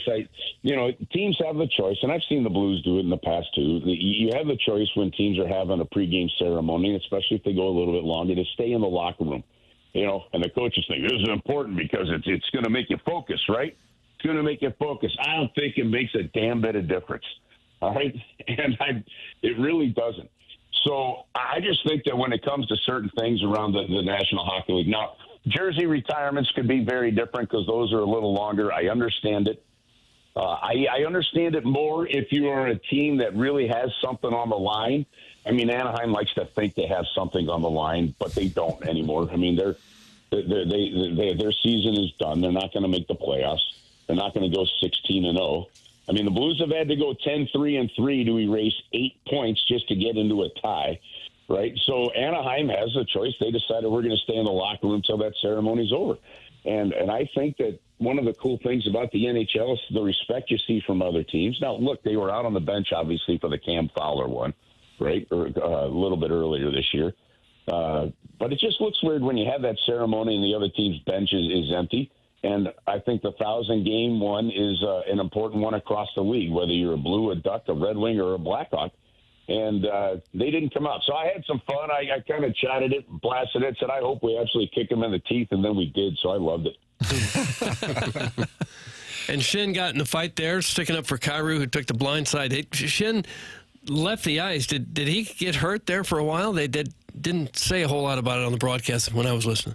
No, there was 2.5 minutes left to go in the period, and normally when you have a major with under 5 minutes to go, you'll typically just go straight to the locker room. Why sit in the penalty box if you can go get in the dressing room? Yeah, I guess that's what it was. Wait, he left so quick. I thought, he just got hurt. But it's good to hear that he did not. And Chris Kerber with us here. No, he came back and played. Yeah, I saw that. I just thought maybe he was hurt there for a while. Chris Kerber with us here on 101 ESPN. He joins us every Monday at 8:15. I was saying this in the 7 o'clock hour, Curbs, and it stands out to me that you and Joey, or if Cam's with you, it's not a podcast where you guys sit there and blow smoke. If it was, I wouldn't want to listen to it. You're calling a ball and a strike. So it stood out to me when Joey was saying, hey, if these guys were to be in a playoff series right now against a team the caliber of the Jets or Stars, the Blues would win it in 5 or 6 games. There just isn't a weakness right now. Now, if you guys were in rights-holding mode, you'd go, okay, here we go. This is that kind of crap again. But that's not what goes on with you guys, and that's why I like listening to it. And so, therefore, when he says something like that, it has a lot of credibility. But that really caught my attention when I was listening to it this morning, that he observes not a weakness. They're able to come at you in a variety of different ways right now. And even if they were playing one of the top teams in the Western Conference, he would like their chances not just to win, but to win in 5 or 6 games. You get to see these teams playing around the league. We've seen some of those opponents here in recent time. How do you think the Blues at this moment match up with other teams in the Western Conference? I don't think it matters who they play. I mean, I don't know if it's 5 or 7 or if they win a playoff series or lose a playoff series. I mean, shoot, at this point, I don't even know, to be honest with you, if the Blues are going to make the playoffs. The good news is they're in a points tie with Vancouver, but Vancouver has a game in hand. They're 2 points up on Calgary. Calgary has 3 games in hand. Calgary's going to play that New York trip. They've got 4 games now between now and Saturday, so they'll make a couple of those up. Mm-hmm. But I'm going back 7 games and go back to that Dallas game. 5-on-5, the Blues were better than the Dallas Stars on that road game. Just the penalty killing just let them down in that game, right? Then they go out to L.A., they beat the L.A. Kings, and then they beat Anaheim in Anaheim. And then that overtime loss in L.A. is still one of my favorite games of the year. And it's just because that one was all about heart. You were playing your 3rd game in 4 nights. You were going back-to-back. You're at the end of this West Coast road trip. The L.A. Kings, you just beat them a few days earlier.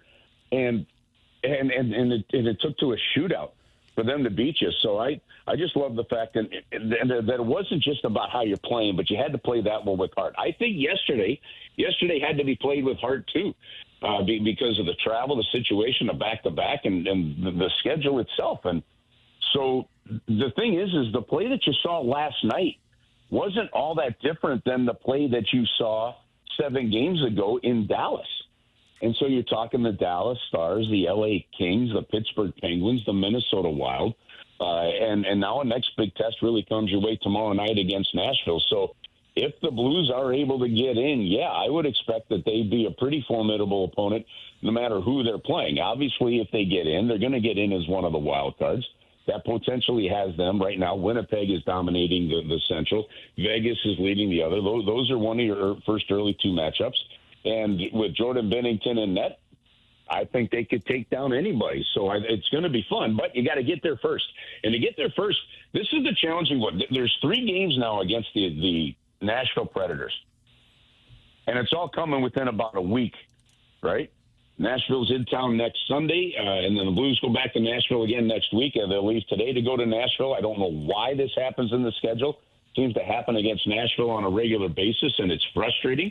But 3 games against Nashville, and they've got it. This is a team they've struggled against. So the next real test is tomorrow night.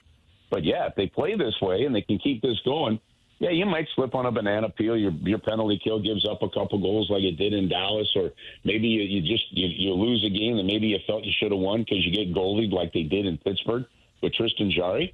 But all in all, if they can keep it going and get in, some team's going to be real nervous to play them. Is there a hope or a thought that if they do get in, that Parayko could be back? Do you think that's a long shot? No, I don't think it's a long shot at all. I think he had his procedure. They said 6 weeks when he went down. If you get in, depending on the timing of it, whether that 6 weeks becomes 4, 6 weeks becomes 5, if they're playing, and whether it's game 4 or 5 of a playoff series, if 6 weeks hits in that time, no, I think there's a chance that Parayko could come back. So he's not done for the year, in my opinion, based on what could potentially happen down the stretch here. Yeah, you mentioned Nashville a moment ago. It's been a disappointing year for the Preds for sure, and they've probably are about ready to shut it down. They're going nowhere. Is that become a dangerous team to play, or is that exactly who you'd want to play when you're trying to pile up the points? I think those teams are extremely dangerous to play, especially a team that was supposed to be better. Look, you still have some really good players on that team. You've got Roman Yossi that's won Norris trophies. You got Ryan O'Reilly. You've got Steven Stamkos. They traded away a couple of their players, but they and UC Saros and that they are still a very dangerous team to play. And the thing of it is when you're not playing for anything but pride and you're playing a little bit looser, they can be difficult teams when nothing's really on the line. So I honestly, guys, I think the playoff chances can really hinge on these 3 games against the Nashville Predators. Yeah, it's amazing. 3 against the Predators here out of the final 14. Then Blues head back home. A lot of opportunity here, and they put themselves in this position with some incredible play, turning this thing around. Chris Kerber with us here on Mondays on 101 ESPN, giving us his perspective on this Blues resurgence. Curbs, always enjoy the conversation. Thank you so much for the time, sir.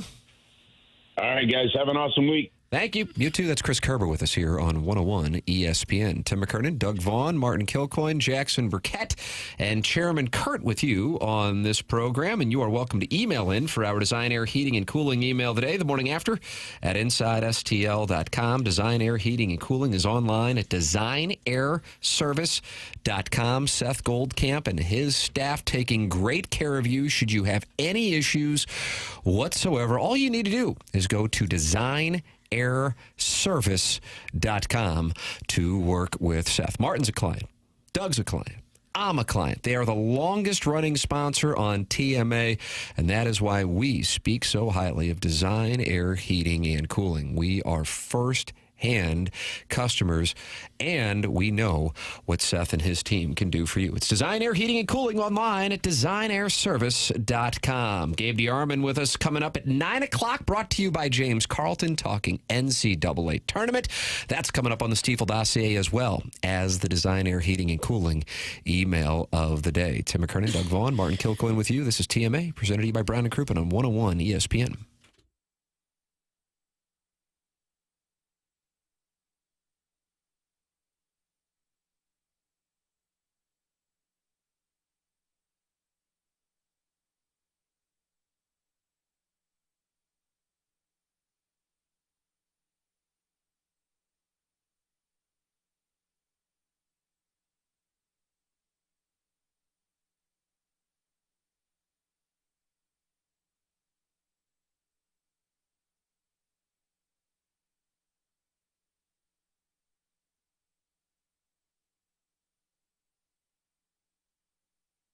I was grocery shopping on Sunday and saving money. It's because I was at the neighborhood Schnucks, and all around the store, you see the tags and the notifications that you're saving on this and on that. 2,300 items have been marked down, so when you're looking to save money on groceries, stop by your neighborhood-friendly Schnucks. All sorts of deals going on. Jackie's Stoke Cold Brew. It even says it right now. Jackie's Stoke Cold Brew.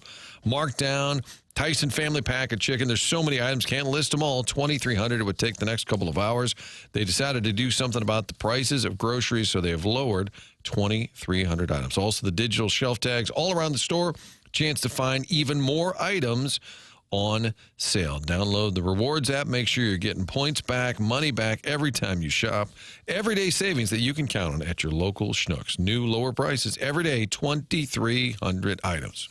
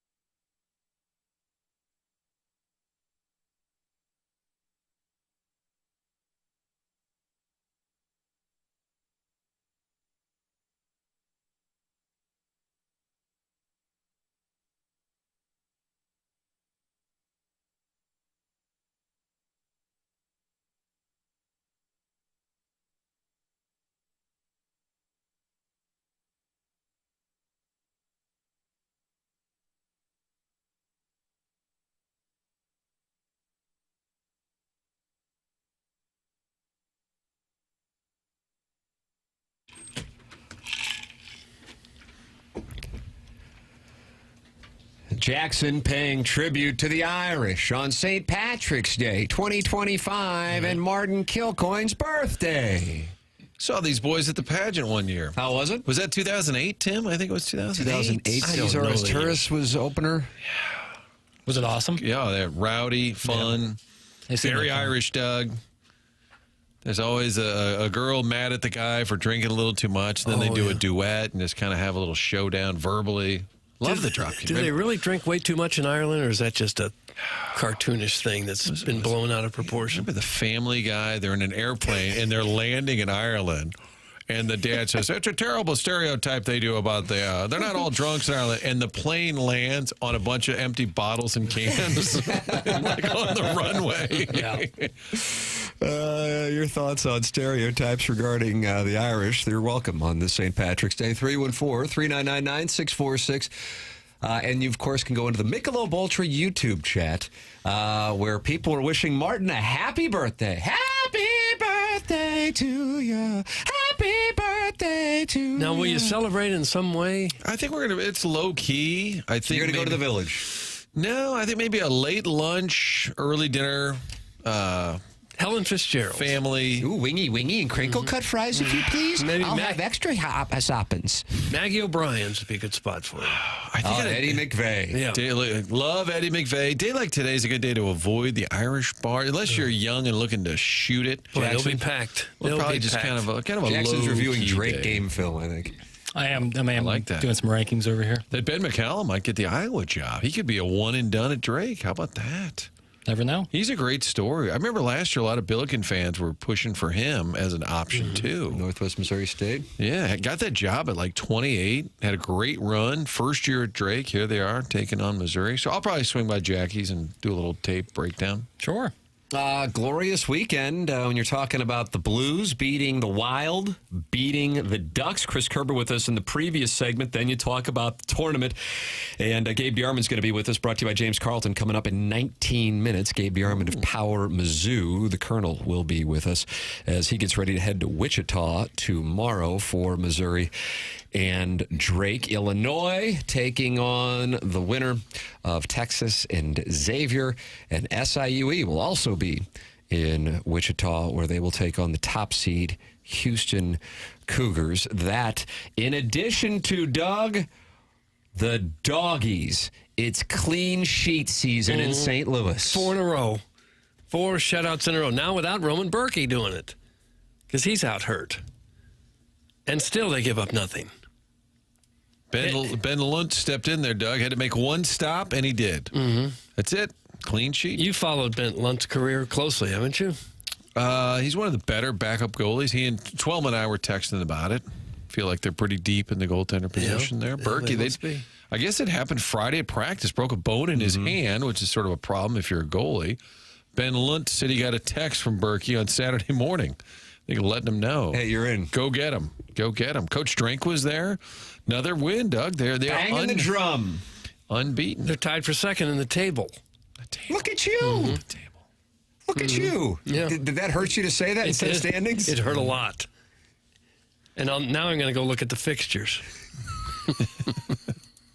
I can't just say schedule? Oh, now you can't. It's got to be fixture? You were really? doing it, and then you couldn't. You regretted it. Yeah.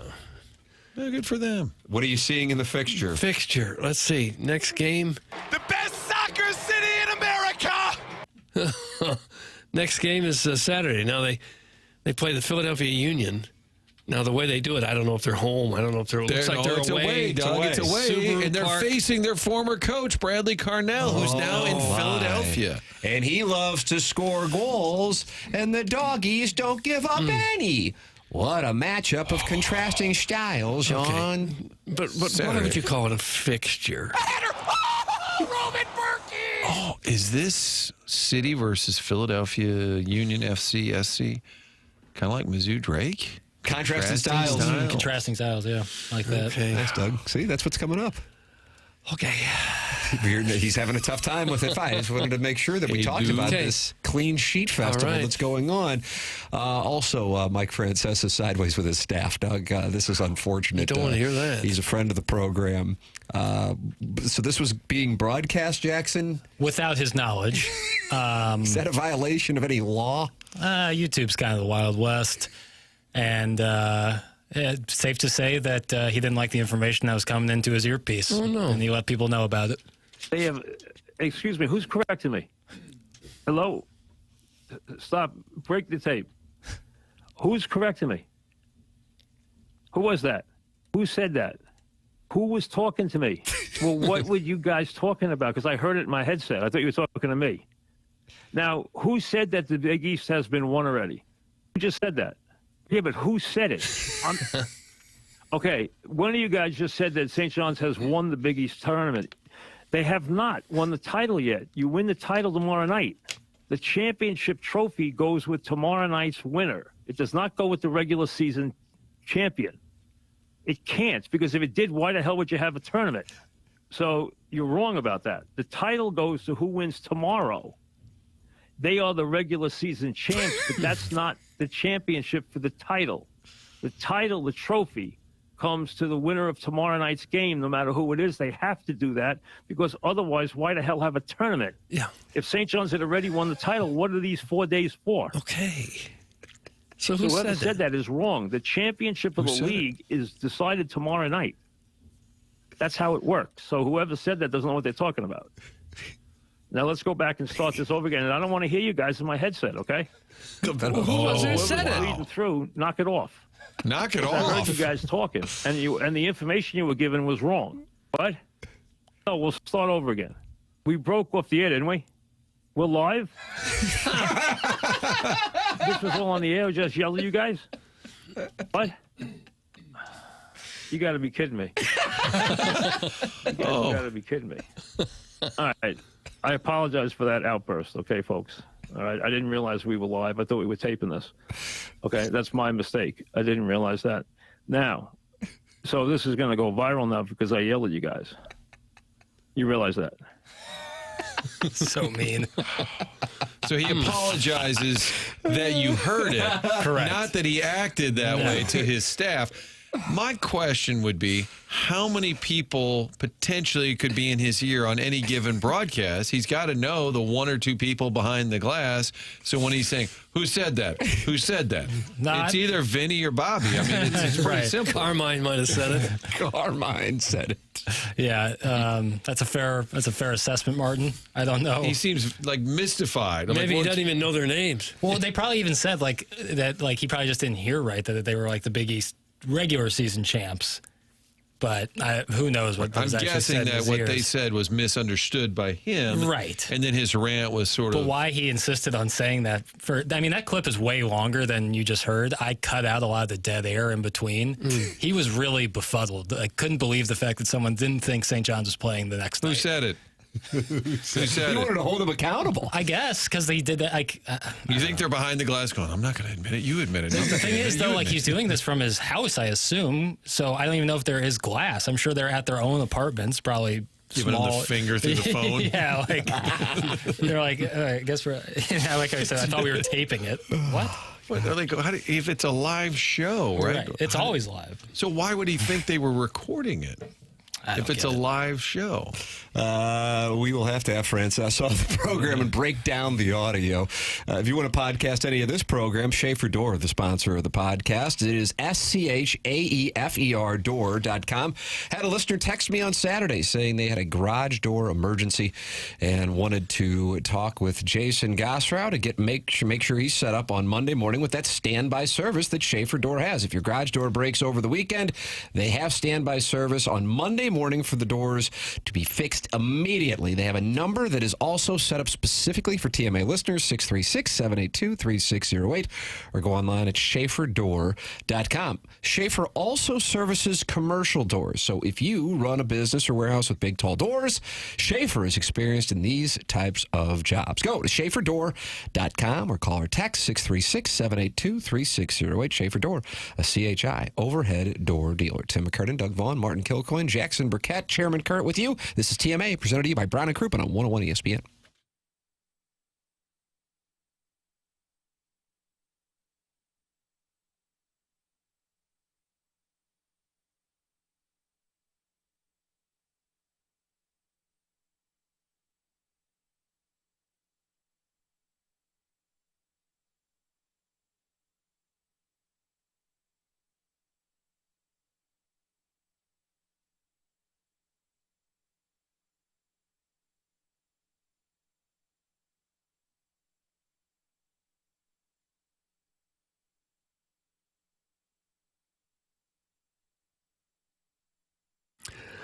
One of the newest sponsors on this here show is Stifel, a leading wealth management and investment banking firm. Stifel is the firm where success meets success and has been since 1890. They were founded in downtown St. Louis in 1890, same street the company is headquartered on today. Proud to have called St. Louis home for 135 years. Now they partner with the Cardinals and the Blues, and now also with the Stifel Charity Classic. They also sponsor the Stifel Theater. They are honored to support the city, the people, and their future. Stifel is a financial company with 12 offices around the region. Stifel helps clients right here in St. Louis and nationwide manage their hard-earned wealth. But it's not just holistic wealth management that Stifel offers. They also provide traditional banking services offered through Stifel Bank. Own your own company. They also have a full-service investment bank. Basically, whether you're an individual or an institution, when it comes to finance, Stifel has an option for you. Stifel and TMA, that's where success meets success.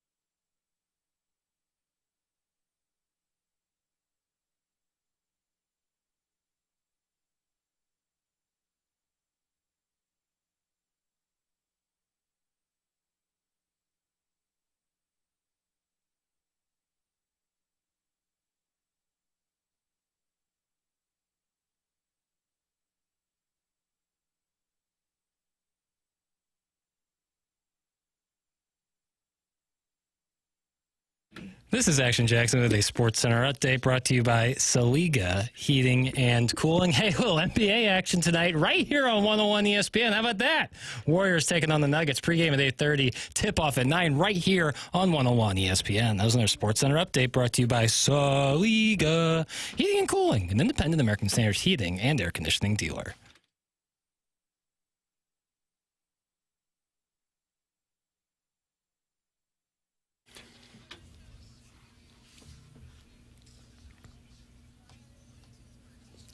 Doug, what did you request here? I don't know this song. You know the band? No. Is this Bono? Yep.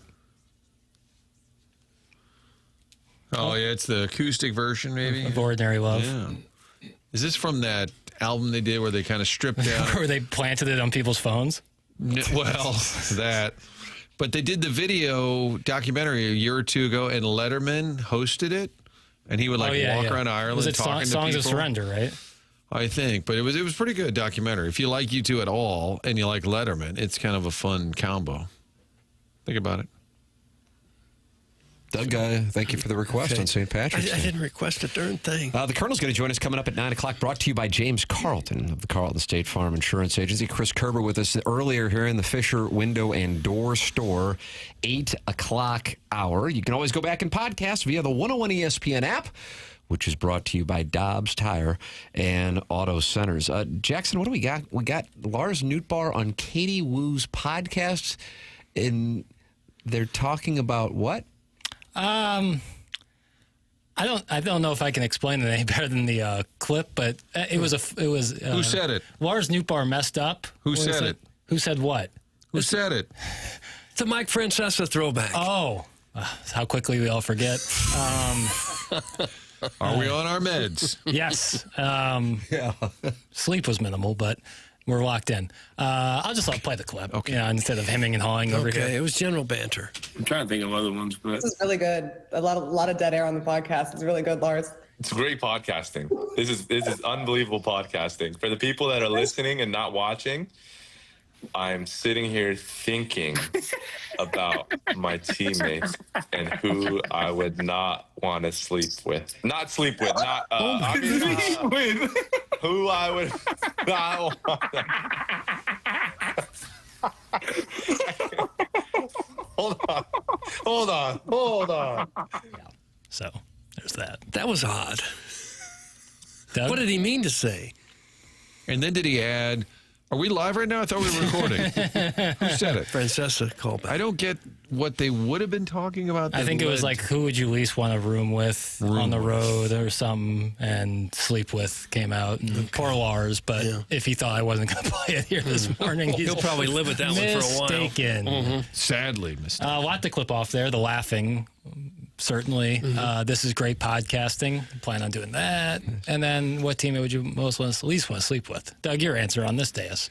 For the Cardinals? No, on this dais. Like, which of us would you least want to None of sleep you with? make the cut, fellas. Wow. That's a great question. How about that? Tied for last. Are you sure? Sorry. Boy, that is bad for show chemistry. Seriously, take one more look at Tim and then say that. Yeah, Tied for last. Look I'm me in sorry. the eye and tell me you Snappy wouldn't want me green to top hoodie. you. Tied for last. Wow. I thought we were friends. Jackson would be easy to sleep next to because he sleeps Face down. Yeah. And I feel like there's not a lot of movement. You're not going to be tossing and turning because you are face down. I feel like that would almost cement you to the pillow. I sleep like I'm taking a charge. That's how I. And you're not worried about suffocating some night. I wake up every morning. Think about that, Doug. So far. Although I woke up the other day in a very odd position. What position? Like middle of my bed. Legs akimbo? Kind of like in a tent form. Where my I'll be honest, hindquarters were straight up in the air. Oh, wow. And my ear was on the mattress, no pillow. Ear was on the pillows were all gone somehow. Ear on the mattress. What woke up like that. Like woke up like I had just been thrown off a bridge. That's awfully hard on your neck, too. You're telling me. Like that. I woke up Did you like do that. yoga in your sleep or I something? don't know what happened. Could have been a dream. So if you were taking a charge normally, what was that? Like you'd been fouled in the lane? Yeah. Mouse in the house. Yeah, well, some mouse in the house when Josh Gray fouled out on Friday night. Holy hell. Bring it all back.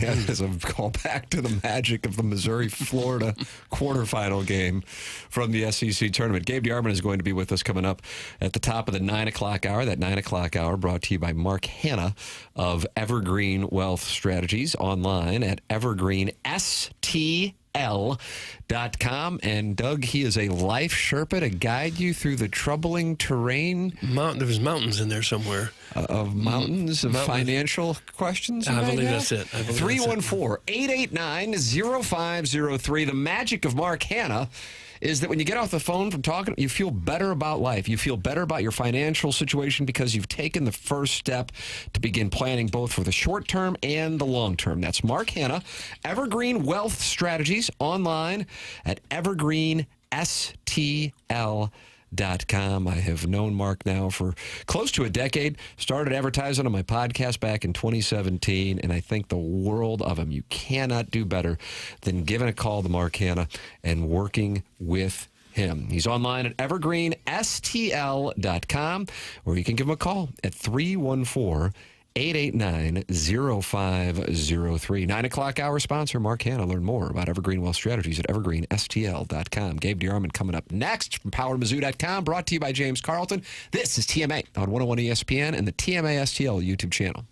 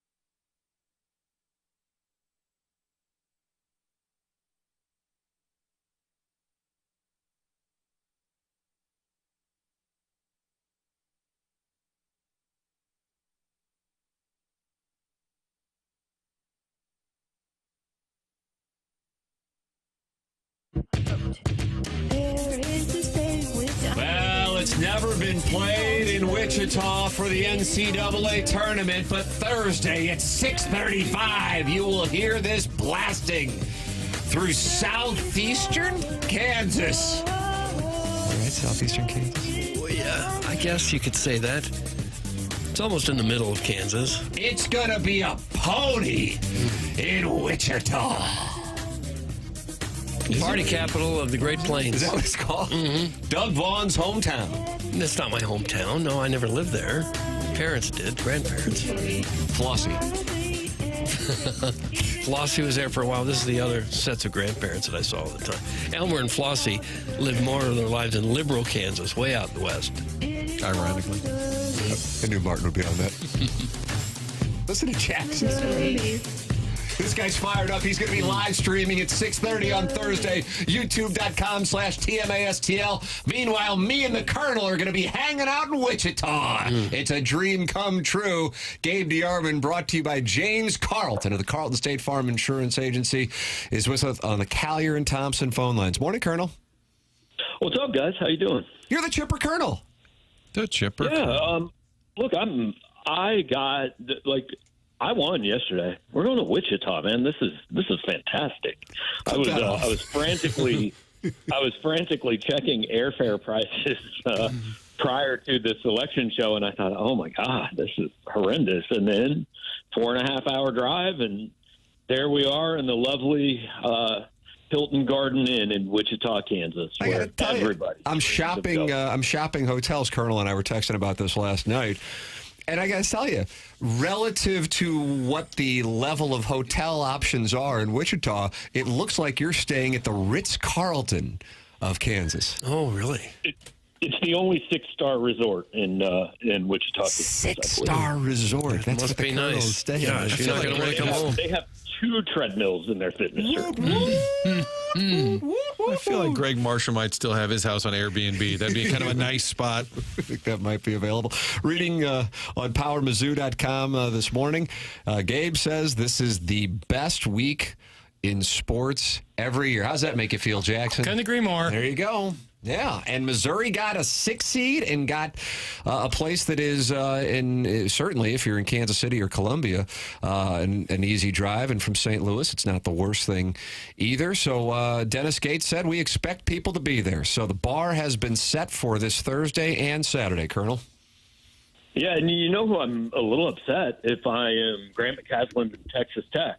I'm going, cool, my reward is either Missouri, which is 4.5 hours away, or Drake, which is 5.5 hours away, and will be incredibly excited for a Sweet 16 chance at the Sweet 16. I think Texas Tech is a 3 seed, might be playing a road game in round 2. Yeah, that's true. Yeah. How dangerous is this Drake team? Big record, 30-3. How good are they really? Have you seen them play much? No, I'm not going to lie, but 30-3 is impressive, but it's the typical, you look at it, they beat Vanderbilt. That's their best win this season. Their second best win is an overtime win over a very disappointing Kansas State team that was not all that close to the tournament, and then they beat Bradley twice. They are 2-0 in quad 1 games. Missouri is 7-11, right? It's the very typical, power conference team with a record that looks decent versus a mid-major team with a record that looks incredible. But if you flip the schedules, what does it look like? I think a lot of Missouri fans initially didn't like this matchup because they know who Ben McCollum is and they know what he's done. 4 national titles at Northwest and, obviously made the transition to D1 well, and he's a really good coach. And so I think they were really scared of that. But when you look at it a little more, Drake turns the ball over a pretty fair amount. They have no one on their roster taller than 6'8". And so I just don't know how the Drake defense really deals with the combination of Missouri's outside shooting and Mark Mitchell coming back.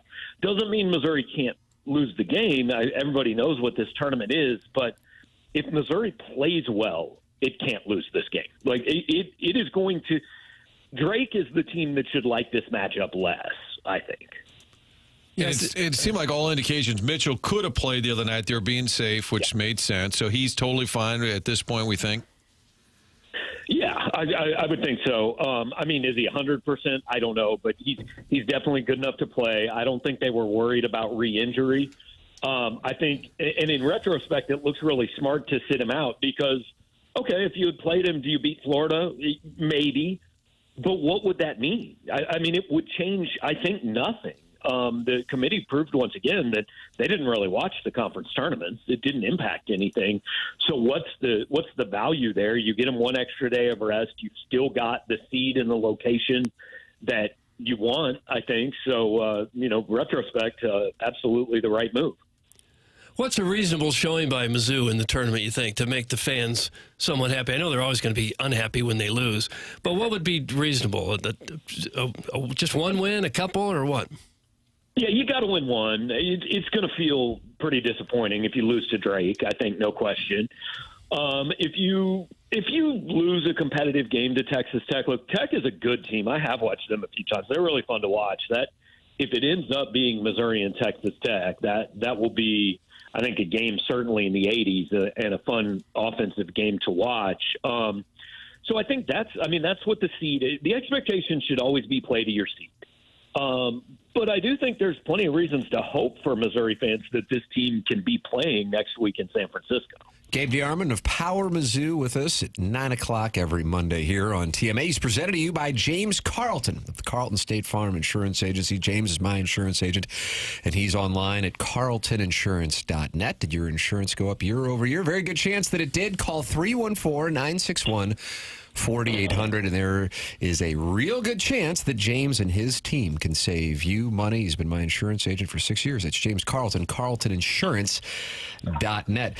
Colonel, the way that Missouri finished the season, does that carry over, in your opinion, to concern, or the way that they played against Mississippi State and really had the best showing considering Mitchell was out, and the way that things played out the remainder of the weekend for that Florida team, does that give you and that team some optimism heading into this week? Yeah, I think the way they played in the SEC tournament helped reset it a little bit. Certainly, especially Tamar Bates. He looked like a much better player last week than he had in the 6 games prior. But look, we do this every year, right? Oh, this team's hot, and then they lose in the first round. Or this team has lost 3 or 4, and they end up in the Final Four. It's completely a brand new thing. I have no idea. I don't really think momentum carries from last week to this week. I mean, I think Florida is going to be a popular pick to win this whole thing, and I don't think that's a bad pick at all. I came very close to doing it, but who knows? I mean, Florida could have played its best basketball last week, and all of a sudden in the second round look up and they get beat. A lot of people scoffing at how North Carolina got in with Bubba Cunningham being their athletic director and also being in charge of the selection committee. Do you think that was completely on the up and up, or are we bad to even question that? I know there's a lot of people questioning it. Look, I mean, I guess the idea is just play a whole bunch of quad 1 teams. It doesn't really matter if you beat any of them. 1-12 is pretty, or maybe 1-13 is pretty awful. But the other thing is okay, cool. Let's swap North Carolina for West Virginia.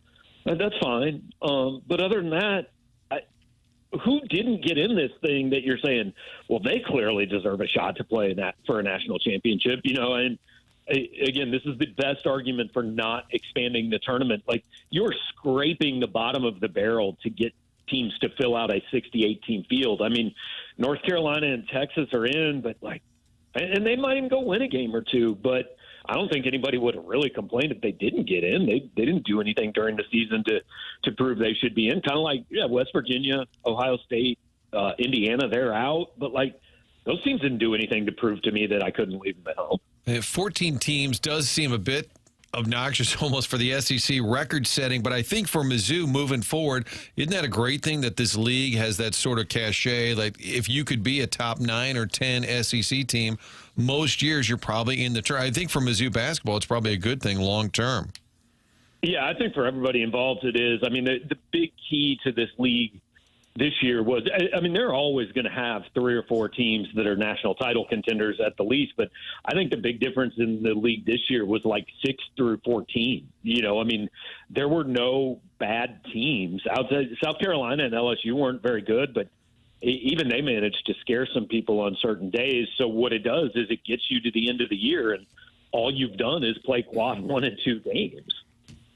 Colonel, when you look around, do you see any team that has a really favorable road to the Sweet 16 that would not be one of the top seeds? I mean, I don't know if I would say favorable, right? I think most of the, like, I put a ton of research into my bracket. I fill it out in about 3 minutes, when I get done with work on Sunday night. Nice. I've listened to nothing, paid attention to nothing, and picked a whole bunch of teams I've never seen play. So my opinion should carry a lot of weight. But one of my favorite teams in the country, and the team that I had told people this week, like, I don't want Missouri matched up with these guys in the second round, is BYU. I absolutely love watching them play. I think I picked them to the Elite Eight. To beat Alabama in the Sweet 16. I think they're a 6 seed as well. But they are incredibly fun to watch, and that's one I kind of got my eye on. Doug, BYU. You give Marquette any hope, or are they terribly overrated? Doug asking on behalf of Martin. Terribly overrated Marquette school. plays New Mexico, is that right? Yeah, we can't avoid the Patino family. Yeah, pretty sure I picked New Mexico in that game. It's not a bad pick. They got a big guy, and we don't, Doug. We don't. Somehow playing in the paint in the interior is not really necessary. I wish you the apparently. best. Thanks, Doug. You don't seem to mean it. Colonel, what are the chances we see Missouri and Kansas playing in San Francisco? Pretty low, I would think. I don't know. Kansas seems to not really. I get the history and all that, but this doesn't seem like a team to me that's suddenly going to turn it on. I wouldn't be at all surprised if they lose to Arkansas. But I think St. John's is really good, and I would be more surprised if Kansas got there than I would if Missouri got there. Mm-hmm. But also, and I've said this for years, but especially now, Missouri fans should absolutely not want that to happen. I know a lot of them think they do. Oh, MUKU in the Sweet 16 would be amazing and win that game and blah, blah, blah. But the downside simply isn't worth it. I mean, think back to 2007. And I've said this since then. KU has this historic season, best season in school history, all that. And all a Missouri fan has to say is, yeah, but, you couldn't even win your division. If MUKU meet in the Sweet 16 this year and KU wins that game, it is the ultimate. Our bad years are better than your good years. To me, that I would hate to see that. Wow, how about that? That surprises me. So you wouldn't want to be covering Missouri, Kansas in the Sweet 16? It would be fun to cover. I'm saying from the perspective of Missouri fans, I don't think they should want that at all. Got it. Because even if there's a 60% chance you win, I only want to play that game if there's a 100% chance you win. If I know Missouri's winning that game, play that game. If there's any chance at all that they're not winning, don't play it. You said when you fill out your bracket, there's a lot of teams you haven't seen play. Do you think there's anybody who could actually be honest and say, sure, I've seen all these teams play. I've seen Wofford and High Point and Grand Canyon and can really make an intelligent choice on any of these games? Do you think anybody has that kind of time? John Rothstein. I bet John Rothstein has seen them all play. Really? He's crazy. There are a few people, but can make an intelligent choice? No, because I don't. Who wins the bracket pools you guys enter? It's the women who never watch a game and go, hey, that's a cool uniform, or the 6-year-old who's like, what's this team's nickname? It's true. That's who wins these things. Yeah, sometimes they have hippos picking them at the zoo and everything. Sometimes the more you know, the worse. Yeah. Doug, you could have the birds out back pick them for you. Yes, I might do that. Might just do that. What about Illinois? Have you seen enough of them to think what kind of a run they may have in them? They're schizophrenic. I read something where their average margin of victory is double digits, but their average margin of defeat is also double digits. They just don't play close games. I think I have them to the Sweet 16. I can't remember who the 3 seed in their region is. Kentucky, I think. I think it's Kentucky. Mm-hmm. Yeah, Kentucky's so beat up, and I don't know. I haven't quite felt it with this Kentucky team all year. Like, they're good. They're capable of beating anybody in the country. Like, they have Final Four ability, but they've been so injured. I think I picked Illinois to win that game and then lose in the Sweet 16 to whoever they would play there. Yeah. And a lot of people in our area rooting for SIU Edwardsville playing Houston, Cougars against the Cougars. Yeah. Edwardsville. I don't think that'll go well. And you don't think it will? Doggone it. Oh. Houston's so big. Houston is. I don't know. You haven't seen them play. I mean, I definitely have not seen SIUE play, but I feel like that's not one I need to break down tape and do a scouting report on. Oh, no. How will we break that news to Coach Baroni? Colonel, you're heading to Wichita tomorrow? Heading to Wichita tomorrow, yeah. They'll have media day and open practice and everything for all the teams on Wednesday, and then, probably be over there for Houston and SIUE actually on Thursday. I believe is the first game there. Nice. And then there's a Power Mizzou tailgate, and you're going to get my 7-year-old all lit up on whiskey?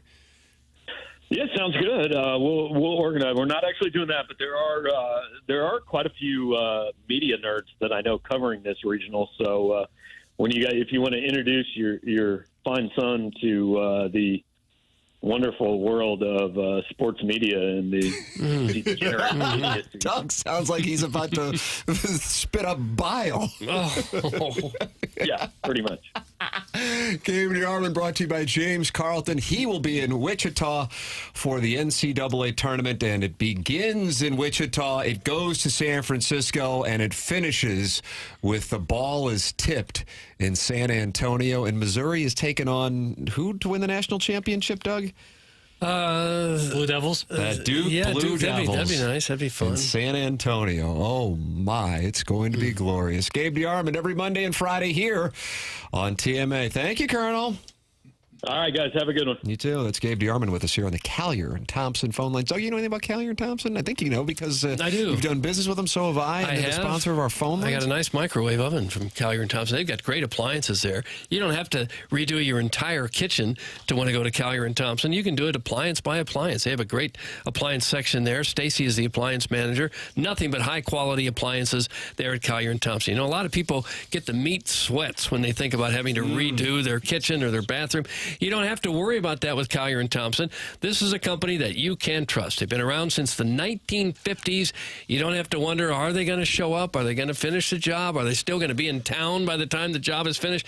Yes to all those. It's hard to know who you can trust to be in your home, but Collier and Thompson will certainly back up their work. They stand behind every job they do. During the process, they will always be available for you in case you need to make any changes along the way. Collier and Thompson teams care about the work they produce. For them, it's more than just a job. They take pride in every job that they do. So any kind of updating you need to do around your home, it's tough to move sometime. Maybe you like the neighborhood.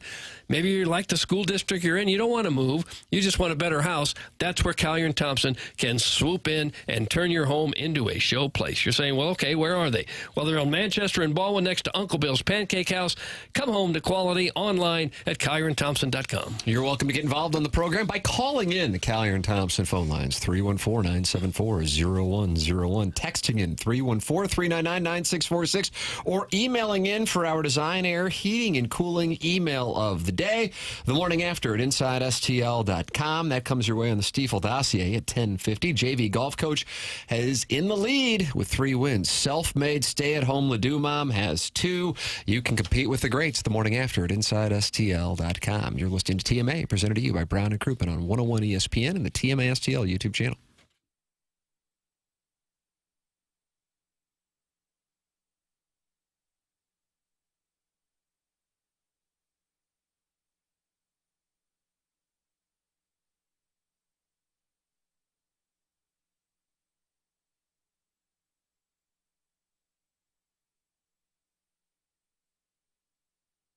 TCU, Together Credit Union, started in the shadows of the Anheuser-Busch Brewery Eagle Credit Union, and over the years it's grown, meaning you have an opportunity to bank at a local credit union with 14 area branches, and when you're a member there, you are an owner of the entire operation. And here in 2025, Together Credit Union also offering you a brand new high-yield checking account. It's called Empower Checking. It's pretty simple. You'll earn above-market interest on the money that you keep in that day-to-day checking account, paid each and every month. Checking account that rewards you for your balances, not activity. You can apply by going to togethercu.org or stop by one of those 14 local St. Louis branches. Work directly with one of their amazing member advocates. Get paid to save with Empower Checking. Visit togethercu.org/empower for full terms and details. Membership eligibility required. Together Credit Union is federally insured by the NCUA.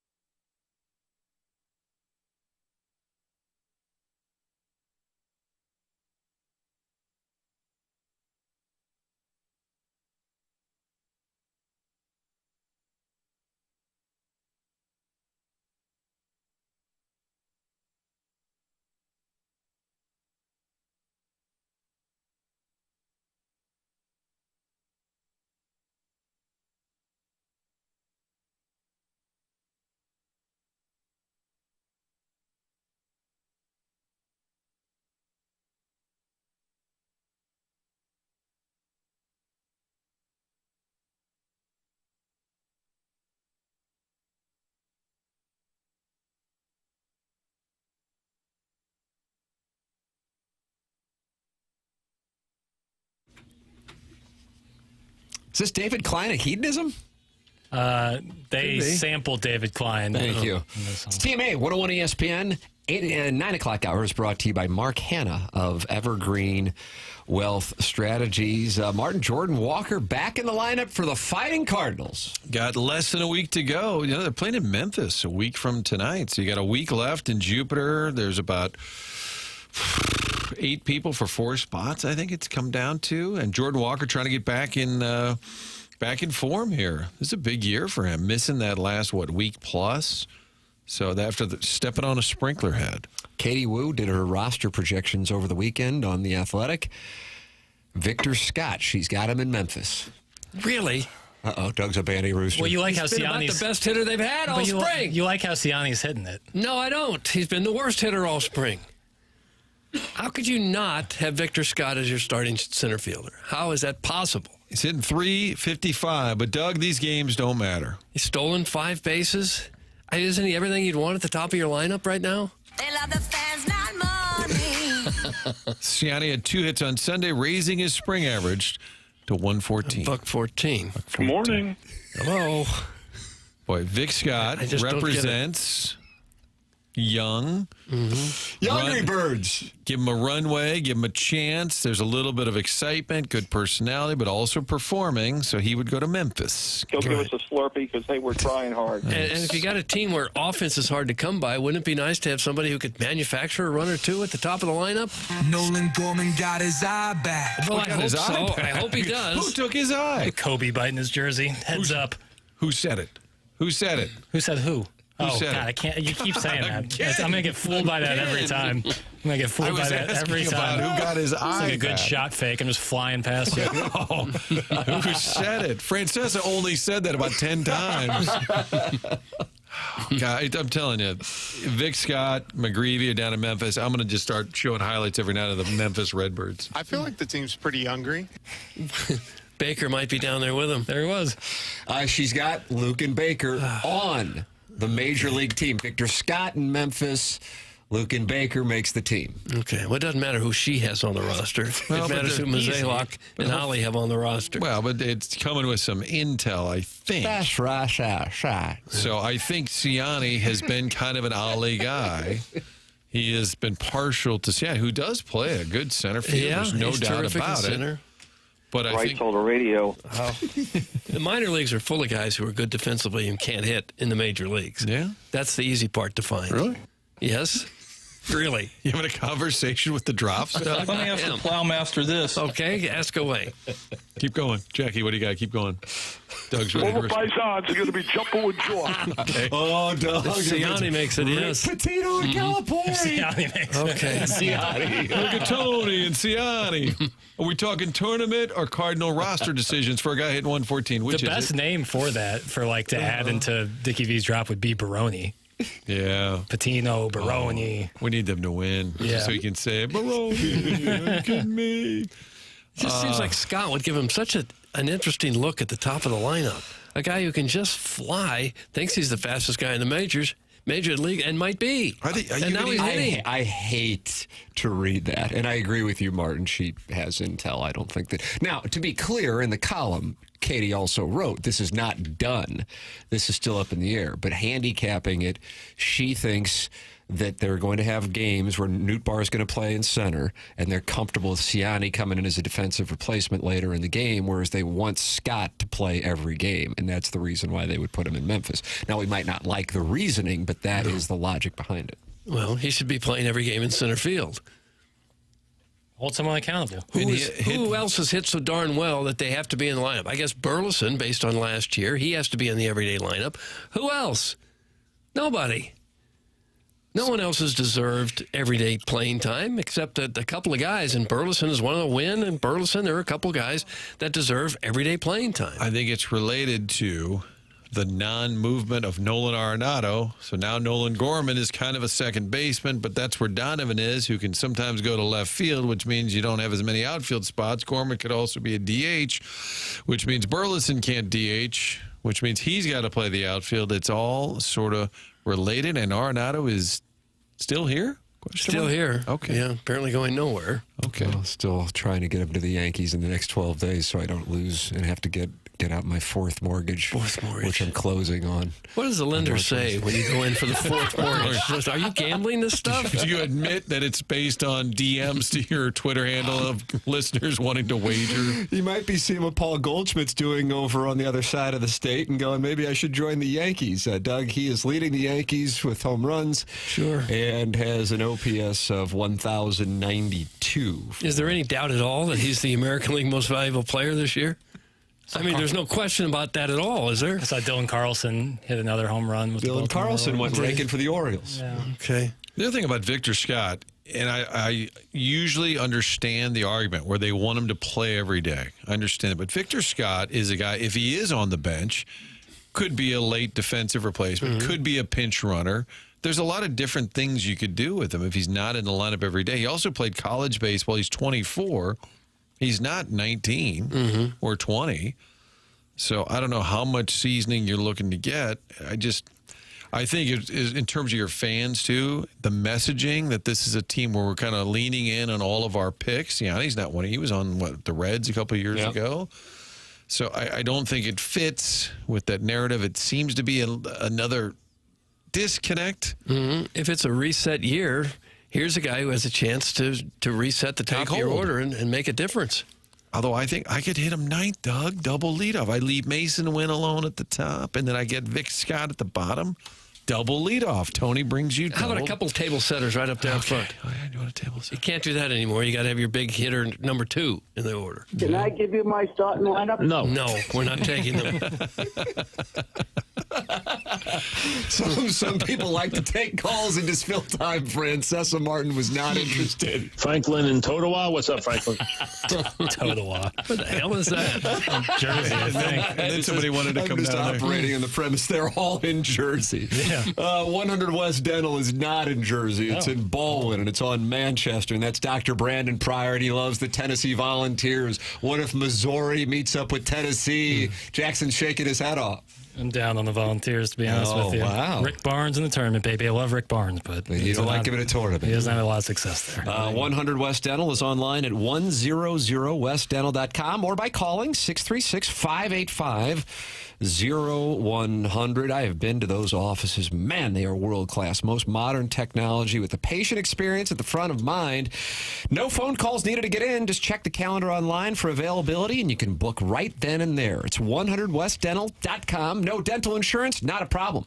The membership plan aids in the cost of dental work for those who do not have dental insurance. They have a huge offer going on that if you mention my name, you get $1,000 off Invisalign at 100 West Dental. And if you're on the fence about Invisalign, they have a digital scanner that can show you a simulation of what it'll look like before you even go through with it. It's 100 West Dental online at 100westdental.com. 9:37 in St. Louis. Tim McKernan, Doug Vaughn, Martin Kilcoyne, Jackson Burkett, and Chairman Kurt with you. This is TMA, presented to you by Brown and Crouppen on 101 ESPN and the TMA STL YouTube channel.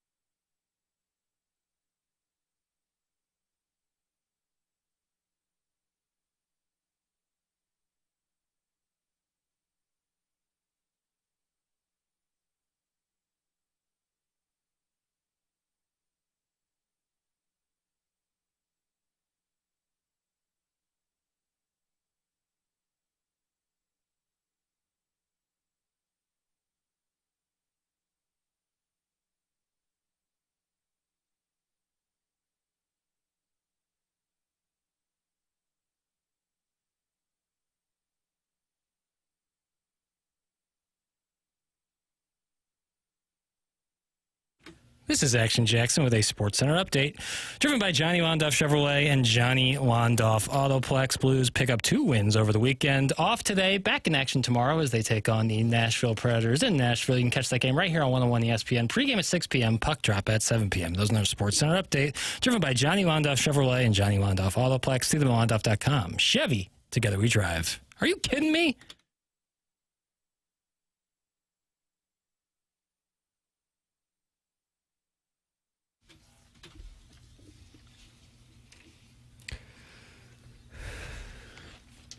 Not going to let Jackson play anti-religion songs on St. Patrick's Day. Irish singer, though.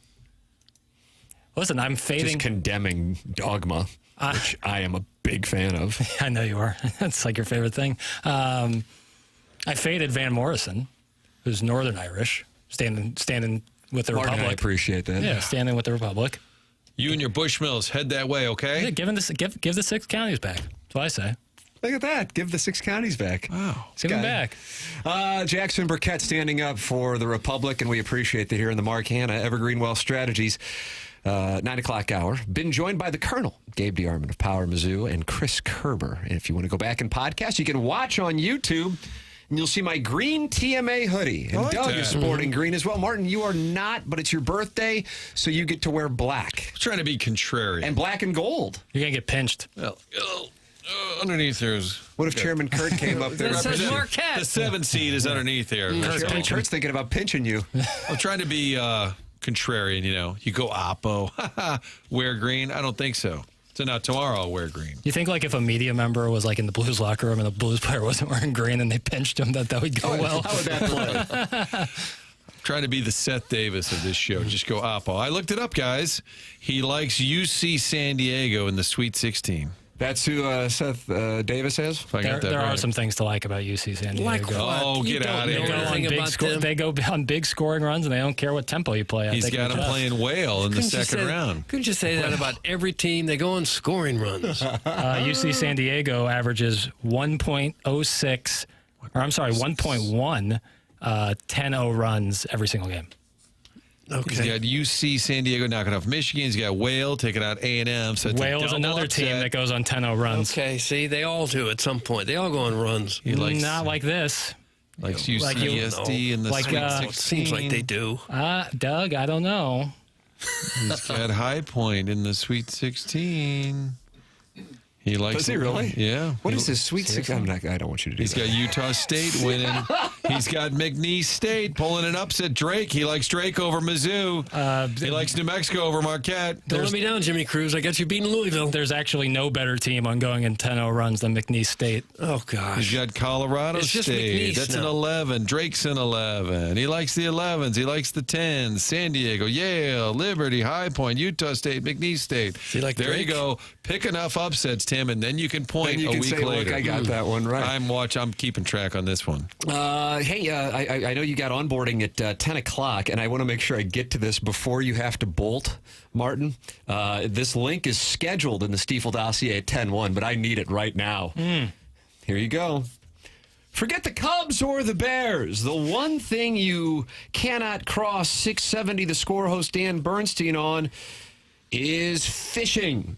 Bernstein's followers learned that on Friday when he threatened to dox and harass a social media follower who questioned his ethics as a fisherman. I saw this happening live, and I was floored. I couldn't believe what I was seeing. After posting a photo Thursday on X of his catch with the caption, quote, "This was a hell of a fight," a follower claimed the fish was a pregnant northern pike and called Bernstein out for killing it. This is the top of innocuous argument a well-known person should be ready for when they share anything on social media in 2025.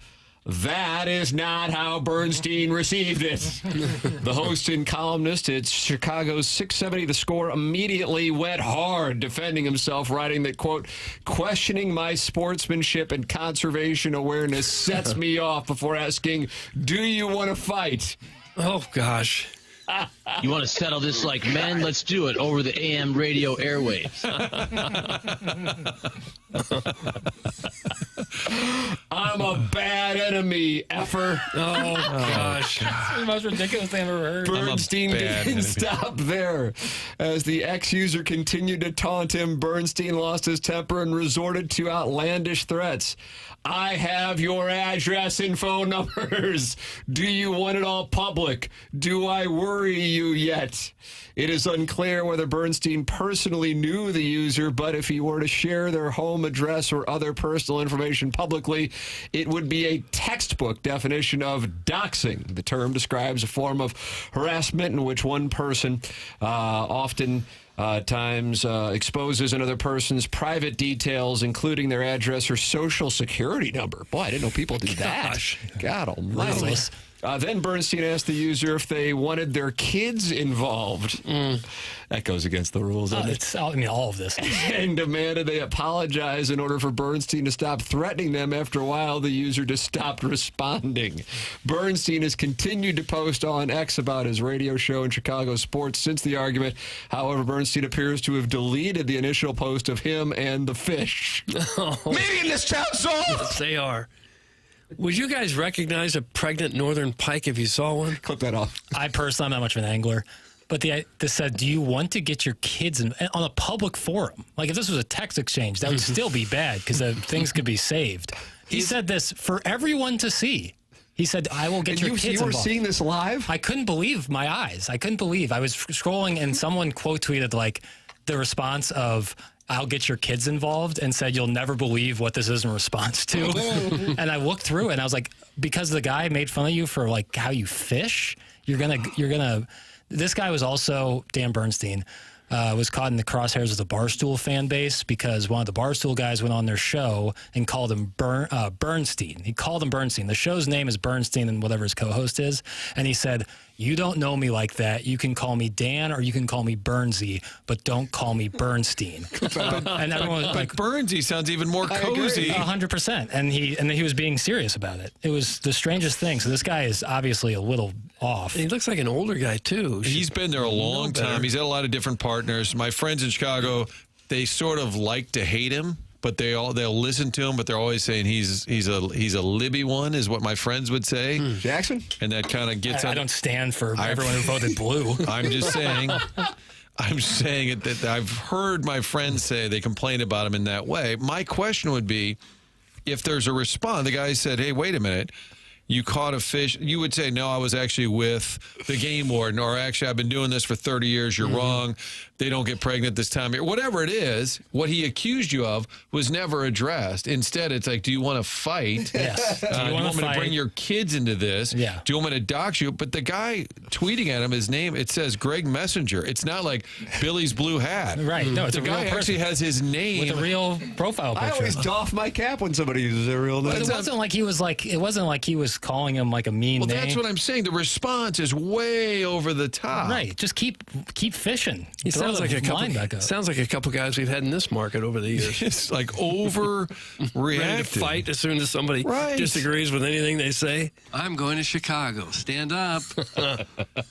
I think he's very well known in the market. He's one of the bigger names in Chicago sports. I would say this is a nutty reaction. Just explain the fish thing. Here, pal, you're wrong. Here's why. You don't need to dox somebody who's using their name. Do you really say you want to fight? That's the go-to move. And bring your kids into it? I would hope, I don't know that he has that awareness. I would hope he's a little embarrassed at how this played out. I would imagine like he calmed down a couple. I mean, you bring in wives and kids, and now you're going into a dangerous little arena. You know what I mean? I mean, and he's a bad man, a bad enemy to have. Bad enemy to have. I don't think any of this was necessary. Couldn't you just say I didn't know the fish was pregnant, or I was hungry, I wanted to eat the fish? There's about roughly 25 million responses better than the one he chose. Like I can think of so many that would have been more appropriate instead of, I mean, he's like basically like admitting to doing something that's like terrible. And I'm pretty sure against the law. I don't know. Would doxing be against the law? Doug, that's crowdsourcing, but you love it and you'll participate. I don't know that it's against the law. I kind of doubt it's against the law. I just keep laughing at the fact the guy he's in an exchange with uses his full name. And he's like, I'm going to expose you, pal. And the guy's on there with his actual name. It's not. Hey, we're better than Chicago. Yeah, we are. Martin, also before you have your onboarding, we have So What'd Your Grandma Think? Can we do it? Yeah. Hold on. A friend of the Illini, Bruce Pearl, got So What Did Your Grandma Think? Following Saturday's loss to Tennessee. So let me play the open first, because I feel like it's the open's so important. Yeah, I think that's a major key to this. Here you go. Sometimes the media asks bad questions, like, congratulations. Congratulations. I lost. You lost? Yes. Oh. Or, what went through your mind when you were told that the contract was done? What's that? And when that happens, players will fire back. I mean, are you looking to get into a pissing match with you and I? Bro, that's a clown question, bro. Now it's time for... So what'd your grandma think? I mean, the production on So What'd Your Grandma Think is award-winning. Jackson set the stage. We head to Nashville, Tennessee, man. Auburn has lost 3 out of their last 4, including over the weekend to Tennessee. Some injury issues, and then obviously they're like so locked up at the 1 seed. Some could say, it's okay to maybe try to get healthy beforehand. And the reporter asked if these 3 or 4 some you just flushed down the toilet, or are you a little panicked? And this was Mr. Pearl's response. Okay. Coach, I asked Jenna the same question. 3 of the last 4. Is this kind of a flush it, move forward? Is there panic at all? What do you look at with this? Man, I'm really glad you asked me that question. We lost to Alabama, Tennessee, and at Texas A&M. Yeah, we're panicked. That's a real softball. We lost to some great teams. We lost at the buzzer against Alabama. We had possessions here, so yeah, we're panicked. I can hardly wait till next weekend and start playing again. Just get me here.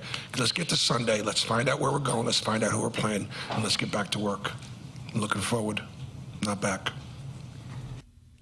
Okay. I didn't think the question was that bad, to be honest with you.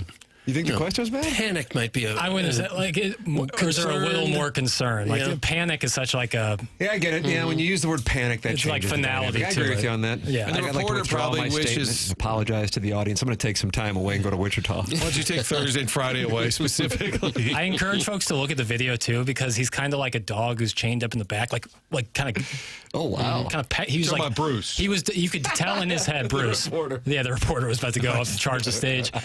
You could tell Bruce was like debating on if he should just rip this guy to shreds or maybe be a little more diplomatic about it, and he chose kind of in between, but saying that's a real softball. I'm going to clip that off. Can you imagine any coach saying, yeah, we're in a panic over here. Tailspin. We don't know what to do. Absolute tailspin. I know we're a 1 seed and have beat everybody under the sun. Here's the thing, though. It's of note that a team that has been that dominating has lost 3 of 4. Yeah, I'd say the last 2 were because of Broom's injury. We talk about like Missouri flopping around at the end of the season, but we don't talk about Auburn. And yeah, there's a health situation there also. So the thought is okay. The question is okay. You just can't ask a coach if he's panicking because they're always going to say no. What's your level of concern with your team right now, considering you have lost some games against, albeit good opponents? Nice, Martin. That's a pro's pro right there. 2 and 3 seeds. Like they're not losing to. Like, it's not like Missouri losing out to Vandy and Oklahoma and stuff. But if he gets banty towards me after my legitimate question, that's when I say, you want your kids brought into this? Auburn, for the record, will take on Alabama State or St. Francis of Pennsylvania, Doug. Okay. Then they would have Louisville or Creighton, and then the 4 and 5s. Are Texas A&M and Michigan in the South. But as Martin has noted, Seth Davis has UC San Diego. And I imagine, I gather he must have Yale playing UC San Diego because he's taking... It's a big matchup for the Sweet 16. Yale can score. Oh, does he have Yale against UC San Diego? Yes, he has them both. Yale's going to clip the Aggies with Buzz in his 3-piece little vest outfit. That 3P. He might go for a 4th. UCSD would clip Michigan, who made the mistake of winning the Big Ten tournament. That's correct. Got them a 5 seed. They tie us at Maryland. And then UCSD advancing to the 16, according to Seth Davis. Jackson, of the 4 1 seeds, which one is least likely to make it to San Antonio in the Final Four of this tournament? Man, it pains me to say it because I really like watching this team. Houston just is a little bit. Oh, you like the Cougars on Thursday in Wichita? Hurt. I mean, it's tough to say they're a little hurt when literally like Cooper, Flagg, and Brown are hurt for Duke right now, but I think they're going to be back, and I like their path a little bit better. I'm going to say Houston. Nobody's playing better than Florida. ILL clips them in the Elite Eight. That's not out of the realm of possibility.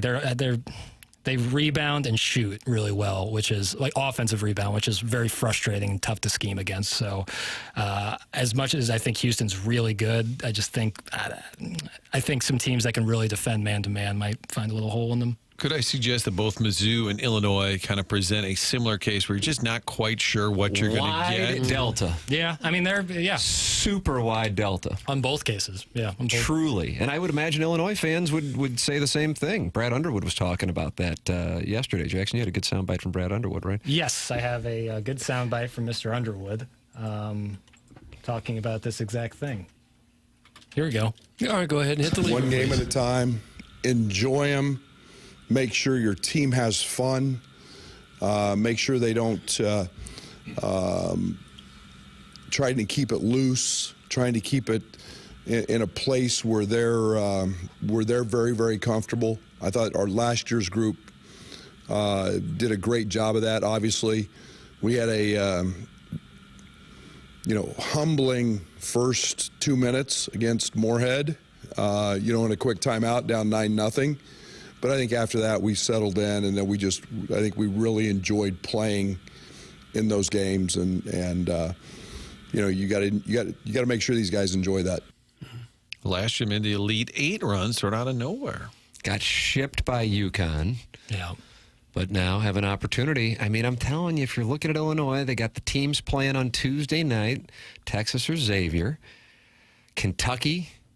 Just talking with our director of sales, Keith Krause. He's a big Kentucky fan. He goes, yeah, I mean, they're good, but they're a little beat up. They're banged up. That would be Illinois, most likely, their matchup. And then Tennessee. Yeah, unless McKernan and UCLA. Nice. Brad Underwood looks like he'd be the biggest hard ass in the world, but when he speaks, he always seems to have a good perspective on it all. I've always said he can turn on and off like the intense coaching personality really well. Yeah, as soon as he leaves the floor, he's gregarious and really kind. Yeah, but when he's on the floor, he kind of has that look too. The scowl. Yeah, I told you Kofi Coburn did a scowl. He was known for doing the Underwood imitation to the coach, and they would laugh about it. Friend of the show. We got a lot of friends of the show that we're going to need to make a run so that we don't come back and be the whammy or the jinx. That's how it reflects on us. I really hope Dennis Gates. I was looking at the schedule that Drake played to see what they might put up against the Tigers, and it looks like they opened their season with a church league team. They beat York, University of Nebraska. Wikipedia says York usually has enrollment of about 650 students. That's a small high school. Yeah, that would be. Much was trying to play a Division I basketball team. Well, Missouri once played a guy. What was that? Paul Mitchell, hairdresser. That's correct. Paul Mitchell, hairdresser. They played a school of hair design. So it's tough to say. How was their coif? The opponent's coif was it magnificent? Quaff one win. Wow. Happy birthday, Martin. Wow. Instead of a quad one, we had a quaff one. That's a low point. By the way, Tim, yes, I'm on Dan Bernstein's Twitter handle. What's going on now? We're more fish talk? I don't see anything about the fish. I don't see any of the exchanges unless I'm mistaken. The article from Awful Announcing said he deleted it all. Okay, so it would have been a post that led to the whole backfoot. Jackson witnessed it live. He's our primary source. I saw it all happen. It appears to all be missing at this point. And I see he got suspended once a few years ago for something he tweeted about a local reporter, female reporter, being too close to the Blackhawks or something, suggesting there might have been some funny business going on. You just had to get that off his chest. You just tried to pierce my nipple with a fish hook. Yeah, that was my tweet. Some Cardinal breaking news from Jupiter, Florida. We'll have that for you on the other side of the break. Martin might want to stick around. I might need to, but I also got to tell you about Design Air, longest running TMA sponsor. They've been around St. Louis since 1904, Doug's first year at the Fort Fox. That's when it all started for Design Air, keeping St. Louis folks comfortable in their homes. Heat in the winter, AC in the summer, and if the unit's not working right, HVAC, there's a lot of things you can try and fix on your own. Your furnace, your AC, that's not something you can do on your own. Get the experts, get the pros. DesignerService.com is the website. Sign up online, set up an appointment. Good time of year to get a tune-up before you flip the switch and turn on the AC for months and months at a time. Make sure it's working properly. Seth Goldcamp and his family now, fourth generation, family-owned, St. Louis-based business. Find out more at DesignerService.com. There it is. Sponsor of the email today coming your way here at about 10:50. Send yours in the morning after at InsideSTL.com.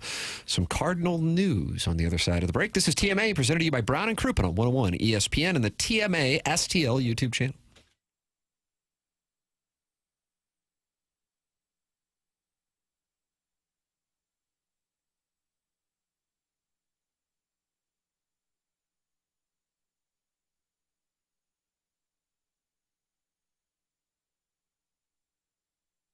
Michael's Flooring online at IGotFloored.com. Michael's has been family and locally owned for over 30 years. And Michael takes pride in helping and making sure his employees are happy and make a great living. His passion's flooring. And when you order from him, he wants you to have the best experience for the best price. And that's why he's making sure he gets the best carpet installers and giving them $7 a square yard. That is incredible compensation in this industry. Just come in or talk to them. You're going to see the difference. They want to make sure they suggest the best thing for you and not pushing what corporate is telling them they have too much of. There is a reason that Michael has continued to grow through 31 years. Employees love working for him as they feel like family, and he makes sure they are taken care of. And this then rubs off to the families buying the product as they know they have the best interests of the buyers. They have it all, but carpet is awesome, and it's back in style.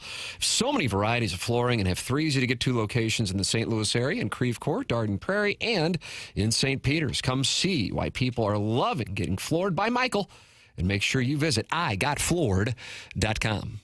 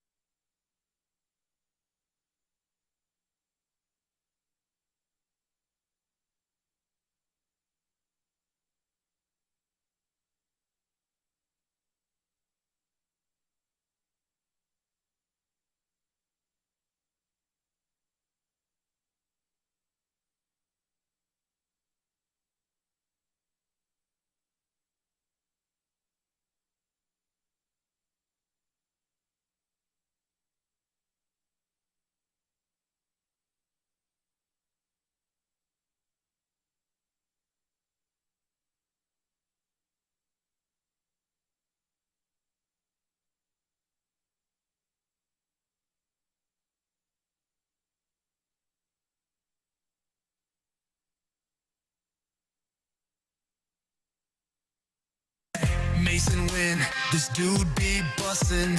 Opposing pitchers gonna have nothing. Jordan Walker finally coming round. This man-child could be Cooperstown bound. Brendan Donnie, that boy is scrappy.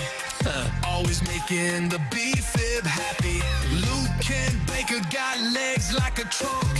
Always line drives, never in a funk. Look out now, these baby birds gonna fly.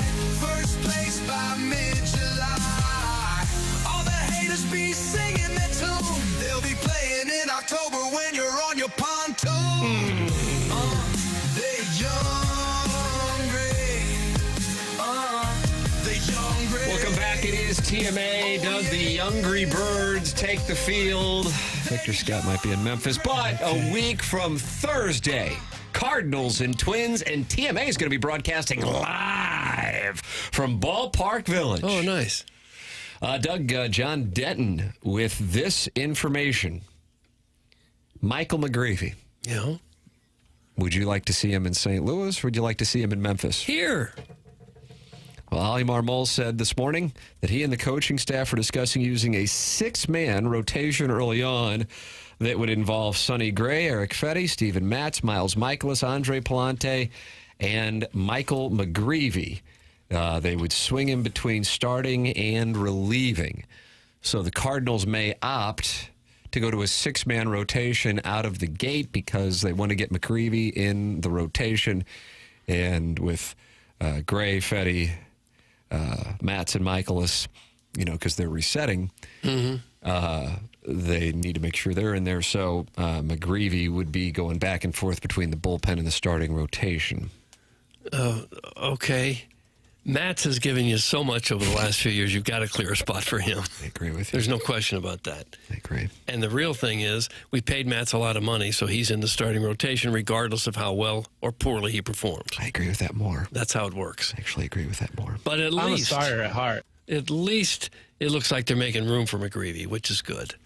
And perhaps he'll pitch so well that there'll be no denying his talent, and he'll have to get a regular spot in a regular rotation.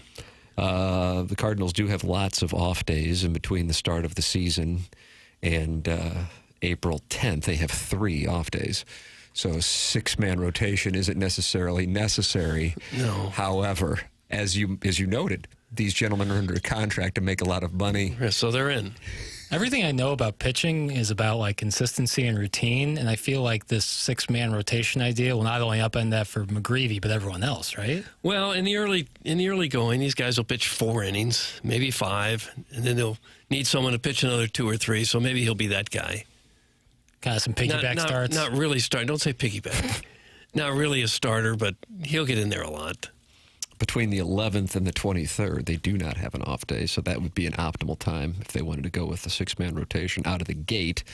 They have 3 off days in just the first 2 weeks of the season. So there you go. Ali Marmol this morning saying they're looking at a six-man rotation for the upcoming campaign. Katie Wu this weekend, for those of you just joining us and did not get a chance to read her work in The Athletic, she's predicting, I want to make this clear, she's not reporting that Victor Scott would start the season at Memphis, and Doug is ready to throw Jackson through the wall with that news.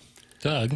Well, it just seems like if you're going to put him in Memphis, then does spring training mean anything for the young players?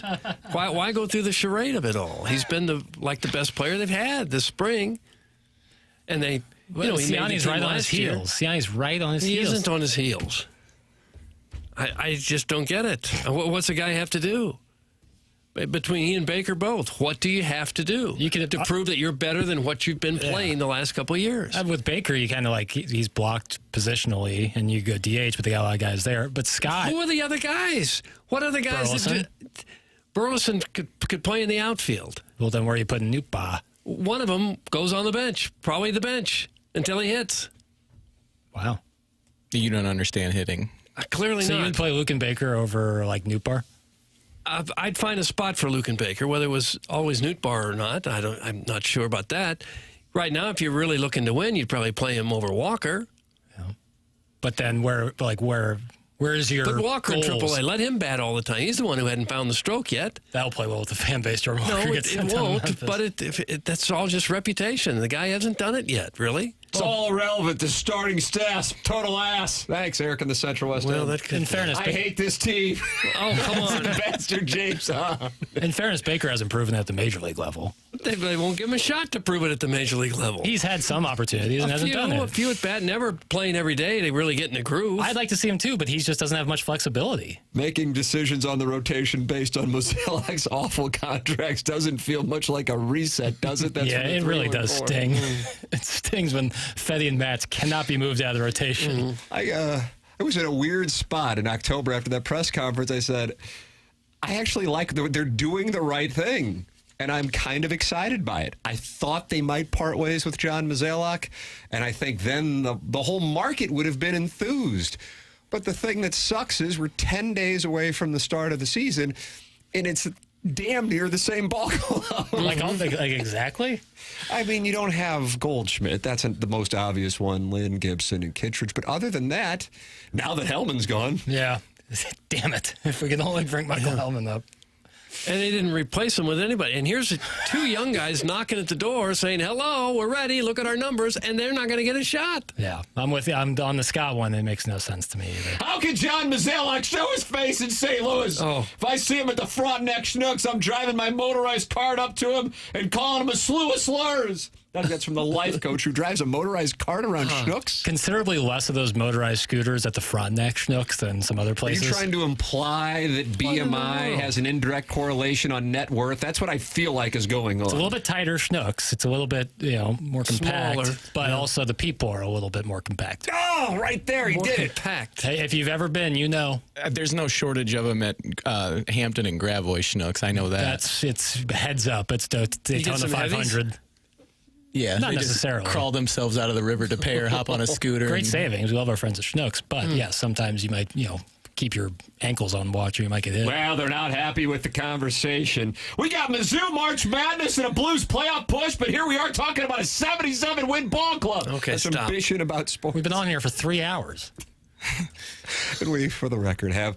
Now, there was a guy, I think it was the 6-1 hate, saying we should be talking about the Cardinals and not talking about college basketball because we're yuppies. In March, it's the day after Selection Sunday. Could you imagine if we talked no college Do you basketball? correlate being a yuppie and March Madness? I'm not a yuppie anymore. What is like Young urban professional. It was a term popular in the 1980s. like Julia Lee Do you remember the Dreyfus? show 30-something? Yes. Like Timothy Busfield? I think so. Love Yeah. Timothy. He's great in Little Big League. Yeah. Pretty good left-handed hitter. Real good. Really good cuts. Julia Lee Dreyfus in Christmas Vacation. That's a yuppie, right? I think that Margot. Yeah. That him. Yeah. Todd. Yeah. Some about a Margot. Christmas tree. Yeah. Todd. The Christmas tree comes through their window or living room or something. Right. Yeah. Okay. So Young urban we're that. professional. We're them. Because we're talking about the NCAA tournament. But Bishop about sports doesn't like us talking about the Cardinals, but the 6-1 hate says we're yuppies because we're not talking about the Cardinals and talking about the NCAA tournament. Huh. Wow, that's tough. Well, in all fairness. Libby Jack's the epitome of a yuppie. That's from Eric in the Central West End. So is it a negative thing to be a yuppie? No. Okay, because it doesn't sound that bad. Young and professional? Young urban professional. You live in the city, you have a professional type job, and you're young. Yeah, I could check a couple of those boxes. MD 2020 is in the Michelob Ultra YouTube chat and says, I watched about 15 minutes of the game yesterday and watched back-to-back guys get picked off first. Does that happen? Yeah. Well, they got a good move over there. Just working on some leads, secondaries. It's sometimes tough to watch spring training games when in the middle of an inning they just kind of give up and they move on. I think what stands out this weekend is Sonny Gray got yanked 2 different times, but he was able to come back the next inning. Like how He's you our opening day guy. The best part of yesterday's game was the little kid umpire in the stands mimicking the moves of the home plate umpire. Nice. Whatever the home plate umpire did, he did. Sometimes he did it before the home plate. He'd call the pitches before the home plate umpire and get it right. Yeah. He looked like he was maybe 9 or 10.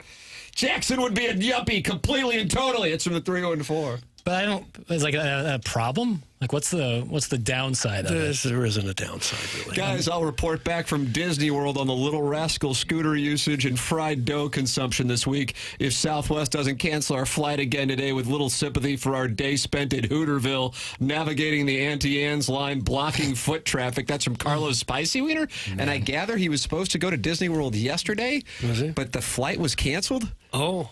That's a bad beat. And he spent all day at Lambert Hooterville Regional? Got to spend all day at the airport just to get to Disney World. All you do is wait. It's just this constant waiting. And the payoff, to me, is never all that good. Hey, boys, how do I get that Youngry Bird song? That's from former KMOV sports analyst admirer. Nice. Great question. That is from our friends Rogers and Hammertoe, a lovely listener who creates some AI beats. And if you go to Rogers and Hammertoe on YouTube, you can see that. It's actually also attached to the TMA STL Twitter account. There you if go. Just scroll down a little bit. So it's a full song. It goes 3 minutes or so. Oh, yeah. He's got a blues one, too. We got some big doings going on here this week at 101 ESPN with the tournament. It is a yuppie event. All the madness of March begins this week, and you can come watch the games this Thursday and Friday with 101 ESPN and Bud Light. Join BK and Ferrario in the Fast Lane from 11 a.m. to 5:30 p.m. at Helen Fitzgerald's this Thursday. And then on Friday, you can watch both shows broadcast live from Cyberg's on Dorset from 11 a.m. to 6 p.m. Come enjoy some food, a cold Bud Light, 101 giveaways, and plenty of screens to watch the games. Get more details at 101ESPN.com. Our tournament tip-off watch parties are refreshed by Bud Light. Easy to drink, easy to enjoy. So that's this Thursday and Friday. You talk about the tournament. Missouri getting underway at 6:30. Same building that SIUE will shock the Houston Cougars earlier in the day. Jackson, if you were getting 20 to 1 on your money, would you take the Cougars? No. If you were getting 100 to 1 on your money, would you take the Cougars? The SIUE Cougars? No. Okay. Houston Cougars, maybe. 100 to 1? You wouldn't put a dollar to try to win 100? Is, you don't think 1 out of 99 times they win? Houston is so good. 1 out of 99 times, though. So therefore, I guess 1 out. Yeah, all right. You have a fiduciary I put $5 on responsibility. it. All right, Jackson's in. Right. You want to bet $5? You want to? You get Houston. He gets SIUE. No, okay. All right. So you're going to owe me $500 when I win? You're going to owe me $5 when you lose? Yeah. No, I'm not going to do that. Damn. I'd rather get a root canal with no Novocaine than watch 1 minute of this insult to our city franchise. Let's go Blues at Sharon and Sanibel, Clayton, Maui, and Michigan. Okay. It's all right. Well, apparently they don't really use the Redbirds. Novocaine anymore. Apparently it's like a different anesthesia, I've heard. I've had root canals. They don't hurt. Well, aren't you? There's a local anesthesia, right? Well, yeah, they don't put you out completely. Right. Yeah. But that feeling is really weird for the next 2 or 3 hours. If I remember it right, first they get a topical around a swab and they set it to numb for the shot. Then they give you the shot, and then you don't feel a darn thing. Yeah. Shout out to Brandon Pryor, 100 West Dental. Thank you. Online at 100westdental.com. Hey, this program is called TMA. It's presented to you by Brown and Crouppen. And we have that Design Air Heating and Cooling email today. That's coming your way. Doug, I've got that coming your way at about 10:50 on the Stiefel dossier, the morning after at InsideSTL.com. When Doug is all worked up, that's because he's wearing his hot take mittens, and he's wearing his hot take mittens that are brought to you by Engineered Design Facilities, heretofore known as the EDF Group. Attention business owners, did you know fire codes require your company's fire alarm system to be inspected and maintained by a certified fire alarm service provider? It's not about compliance, it's about protecting your employees, customers, and property. That's where EDF Group's Fire and Security Division comes in. Proudly serving St. Louis and beyond, EDF Fire and Security specialize in keeping businesses safe and secure. From expert fire alarm inspections to advanced commercial security systems, they've got you covered, and it doesn't stop there. With 24/7 fire alarm and security monitoring, you'll have peace of mind knowing your business is protected every hour of the day. Don't wait until it's too late. Call EDF Group's Fire and Security Division today and let them help you stay safe, compliant, secure with EDF Group. Visit theedfgroup.com or call 314-993-8053. That's 314-993-8053 to learn more. EDF Group, your partner in fire safety and security. Email in for the Design Air Heating and Cooling email today, the morning after at InsideSTL.com. This is TMA, and it's presented to you by Brown and Crouppen on 101 ESPN and the TMA STL YouTube channel.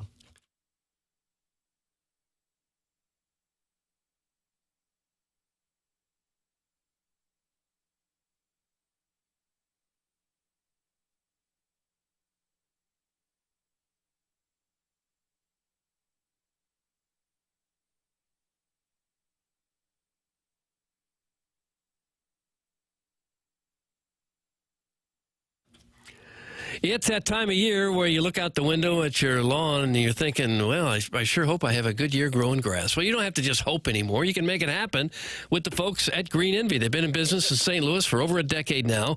Green Envy uses products that are formulated for our local soil types and weather conditions and turf types. No national, generic, cheap, ineffective products. They don't use that. They use what works right here. With all the rain that we're going to get this spring, weeds will explode when the temps warm up, and now is the time to get ahead of it. They have no charge, no extra service charge for weed touch-up or reapplying weed control for the Green Envy customers. They want to make sure they keep that crabgrass out of your yard. They're service professionals. Commercially licensed applicators are certified by the Missouri Department of Agriculture. No part-timers or high school kids applying God knows what to your lawn. That's not what they do. Green Envy employs only professionals to take care of your grass. Their website is at greenenvylawns.com. That's greenenvylawns.com.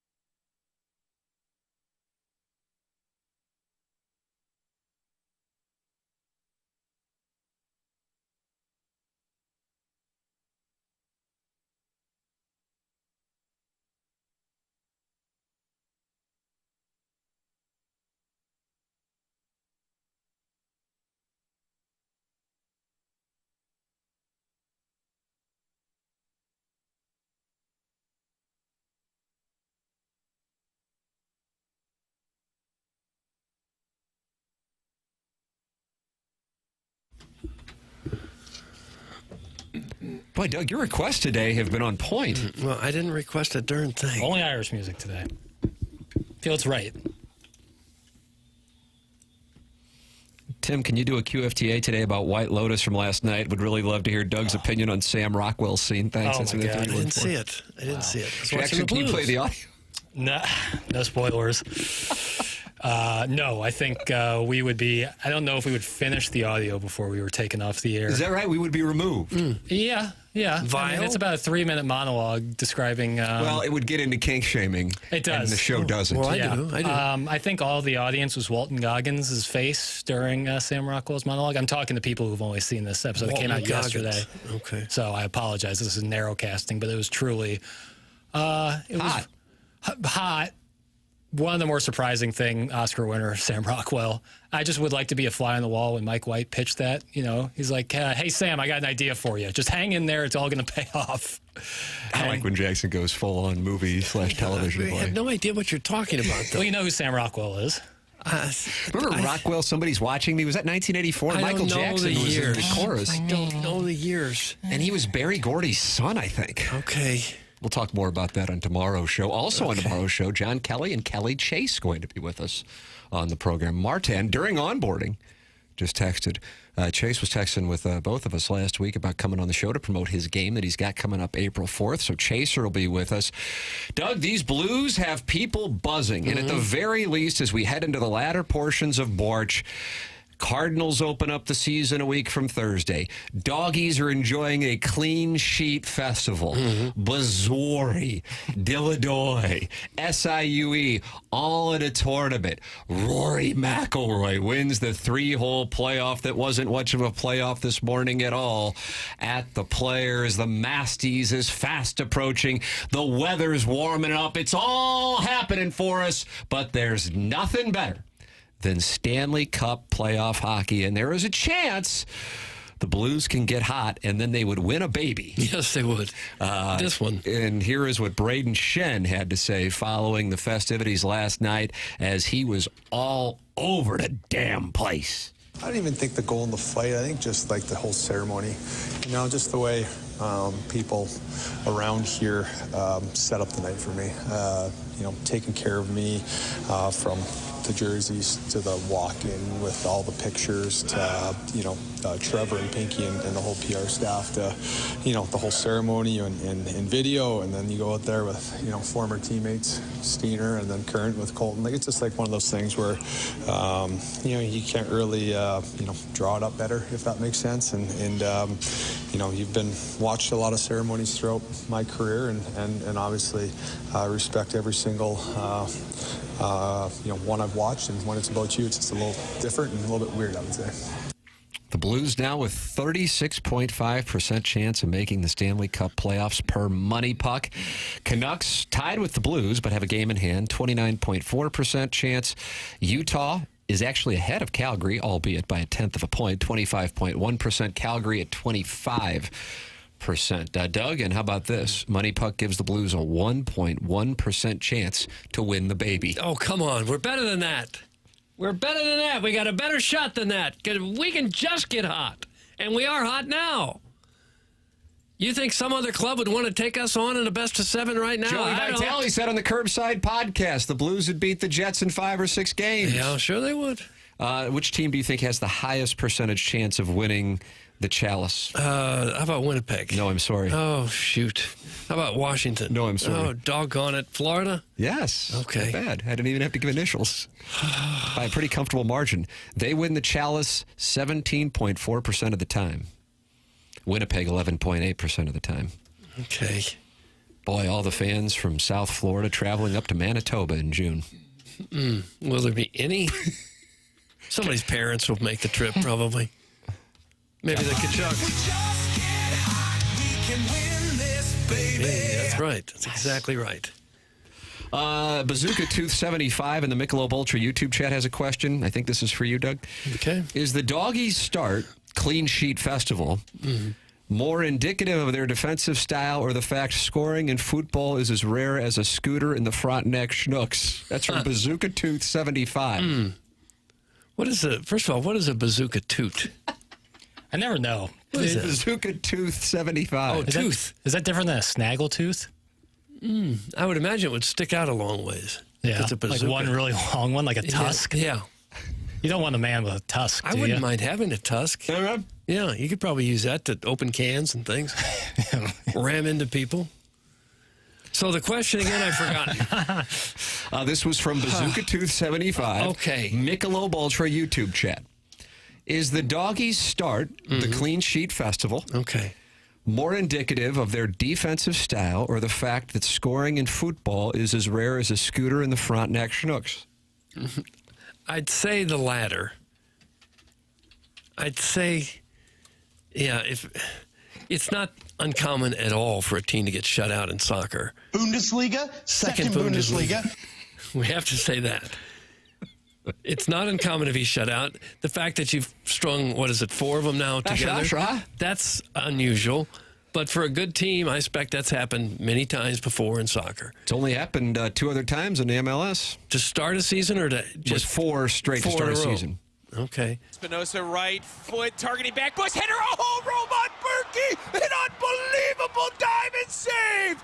Knocks it away with the mitts. Second chance. Ends up out of bounds. Oh, Roman Berkey gluing fingernails on shots like manicurist night on a slow-moving party bus. I don't mind it. Good morning. Jackson might be the Antichrist. Thanks. That's in the worst. Well, that's nice. There's been a lot of things said about me. Do we have any texts of the day? There's been a lot of things said about me. But being, I guess, the devil incarnate. Mephistopheles right here. Don't run the board for us. Yeah. Beelzebub. That's right. Being, Lucifer. Yeah. Prince of Darkness. Yeah, that's a first. But I guess I'll take it. You will? You'll accept that? I don't know. Jackson's defeated. He's so focused on Drake game film. He had JJ Spawn this morning. Yeah, I'm losing it. Northern Irish guy won the players. Yeah, they did. Email in the morning after at InsideSTL.com. The Design, Air, Heating, and Cooling email of the day coming up in about 20 minutes. This is TMA, and it's presented to you by Brown and Crouppen on 101 ESPN.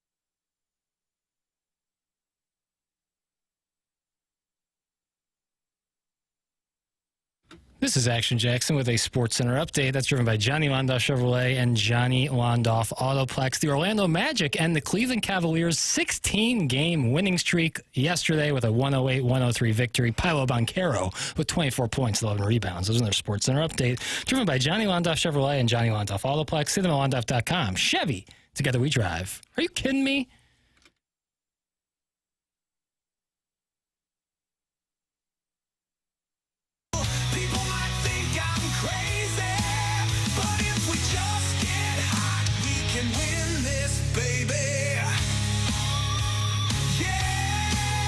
TMA 101 ESPN. Doug, if the Blues can get hot, they can win a baby. And the parade down market is scheduled for noon on Saturday, June 14th, if you want to start setting up lawn chairs. Set up the chairs now? It'll be stolen by dusk. Here's the scenario, Doug. Here's a scenario. The Tigers go on an unbelievable run. They take down Duke and cut down the Nets in San Antonio. Well, sure. We have a parade that stretches from Columbia. They'll come through St. Louis, down Highway 70, and then back through Kansas City. They'll double really? back. Yeah. Gosh. And then Just because of the vista on 70. Right. And then the Blues will make a miraculous run. They'll beat who's a good team in the East? Doug? No, the Craig Washington Berube and the Toronto Maple Leafs. Okay. Yeah, second there. I thought it was. Toronto. They're going to be Toronto. And then you'll have the parade down market with that. And then the Cardinals, first place by mid-July. Oh, wow. Well, you're on your pontoon. Here come the Redbirds. Oh. Another parade down market in early November. Glorious. And then cap it off with that. The Tigers of Missouri go to their first CFP. They win that. And it's just, we're championship city, baby. And what about the Clean Sheet Festival you're ignoring? Why do you hate soccer? No, because it's the Antichrist. We learned that in the last segment. Right. Doggies. They win the MLS Cup. And then you follow that up the next summer with America at home winning their first World Cup. Oh! How about the Battlehawks? The Battlehawks, they'll make a run against the Renegades or Aeronauts, whoever they're playing. Aeronauts.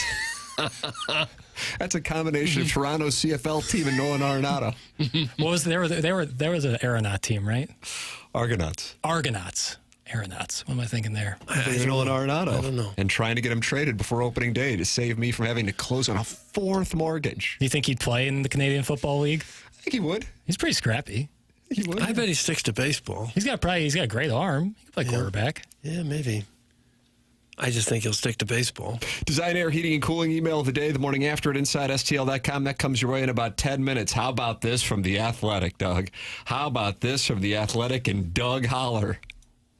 Holler? Doug Holler. Oh, okay. He's breaking down the West Regional.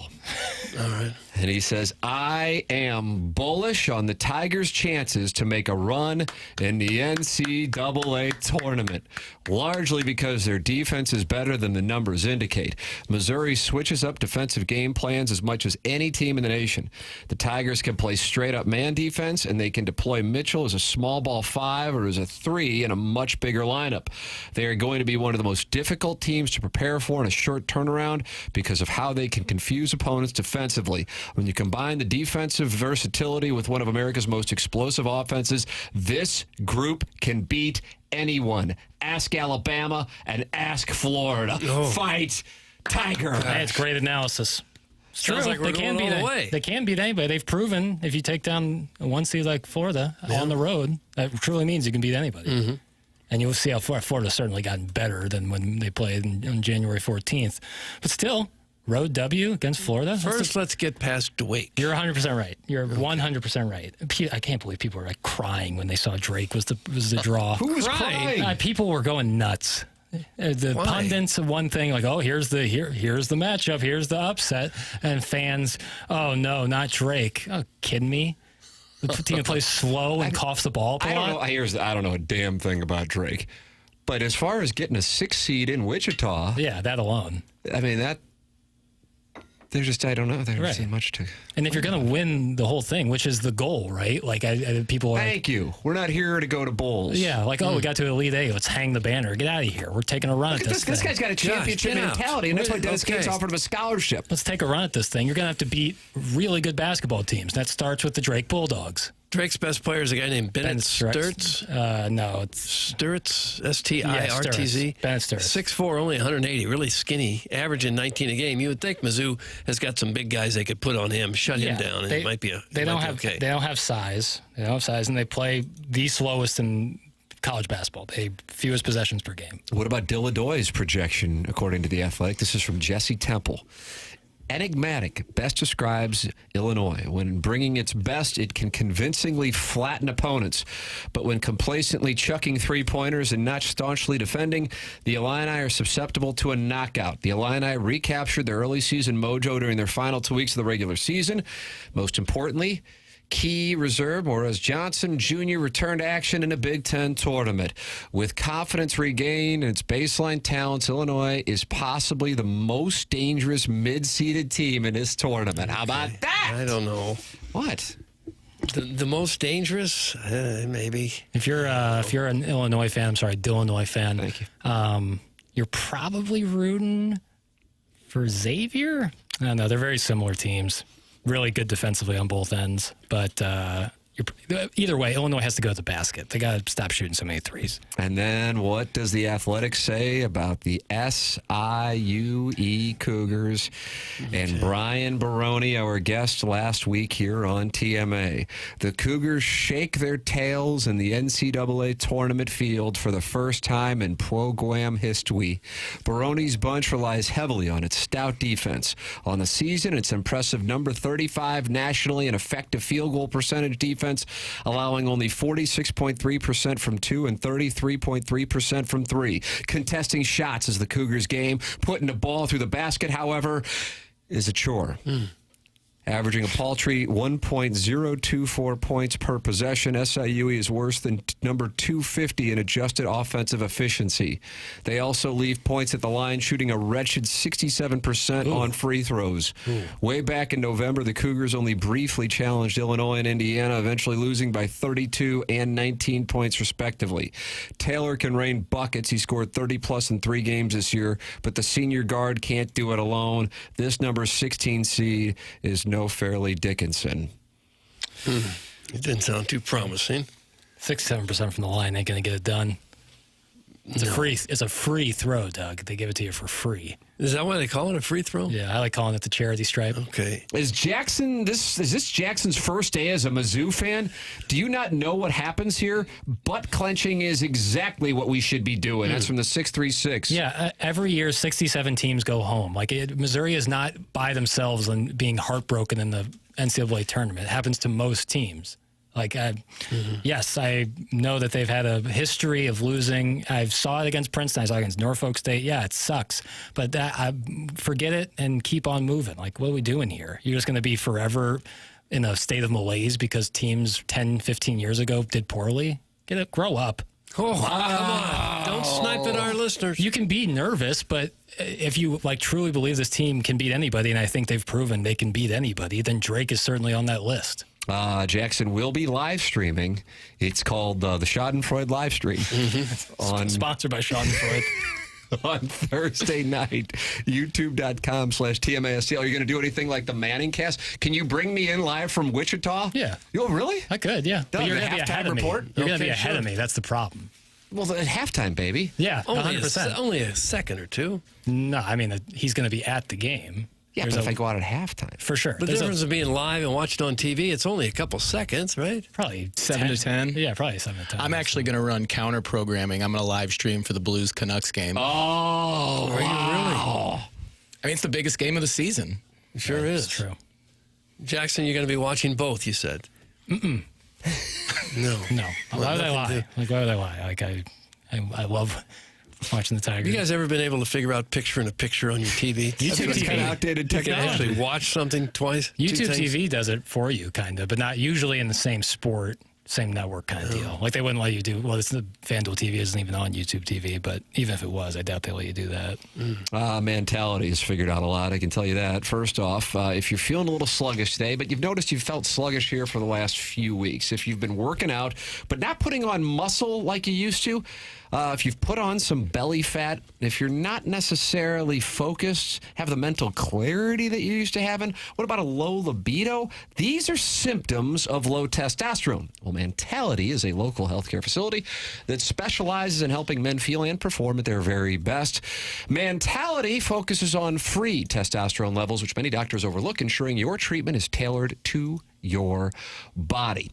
Don't let low testosterone hold you back. Be your best for yourself and for your family. Men today have 30% less testosterone. Take back your numbers. Visit mentalityhealth.com/radio to get access. That's mentalityhealth.com/radio. Jackson, I think it's time to talk to the people in the Design Air Heating and Cooling email of the day. And this is the JV golf coach leading here on March 17th, St. Patrick's Day. But the self-made stay-at-home Ledoux mom also has 2 wins. So is Lurking. Sunday is a day of the Lord, but St. Patrick's Day is a day of a different Savior, Timothy Michael McKernan. And I think I speak for all the listeners when I say, quote, "We are proud of the man you have become." But this email is about going after what I want. And what I want is wearing khakis. Little known fact, whilst Doug was thundering for his son to pull the ball, my nephew Tim was the coach of the team. And that same nephew is getting married next month. Let me backtrack. I've always been the black sheep of the family. Take away my 3 consecutive fan page Member of the Year awards and my 2024 Jefferson County Fry Cook of the Year awards. And what have I done with my life? The answer? Absolutely nothing. So how cool would it be if I walked into the wedding with the hottest piece of ass Peoria, Illinois has ever seen? So, Doug, I'm asking you, in front of Tim and everybody, will you be my +1? And to sweeten the pot, anal's on the table? Oh, God. Who was that, Tim? It's not done yet. And hopefully in the reception hall bathroom, too. That's from Little Red Riding Wood. Little Red Riding Wood. I haven't suspended anyone for a while, but you earned it today.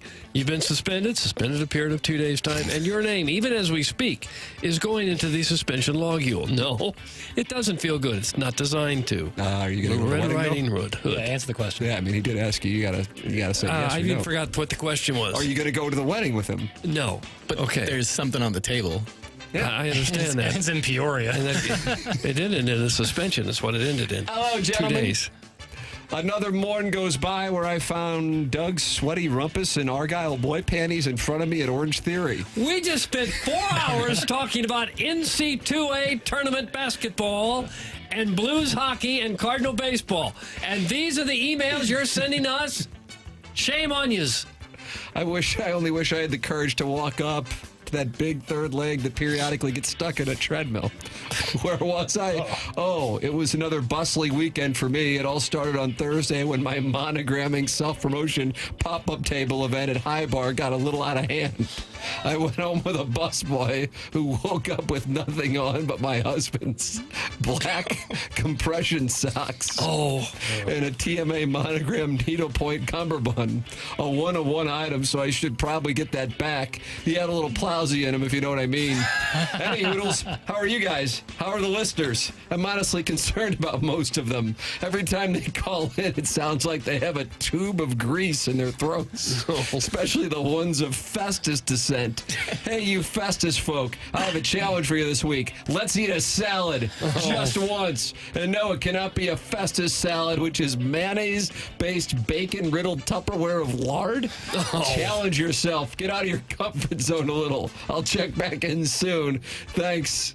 It's from the Cuckway to the West, by appointment only, the self-made stay-at-home Ledoux mom. Self-made stay-at-home Ledoux mom. Let's see. In 1995, I was like every other small-town junior high boy until one fateful day. Aaron, the class clown, spilled Diet Dr. Thunder all over Ms. Perry's classroom floor. She begrudgingly continued teaching while our 60-year-old janitor crouched down on all fours to clean the mess.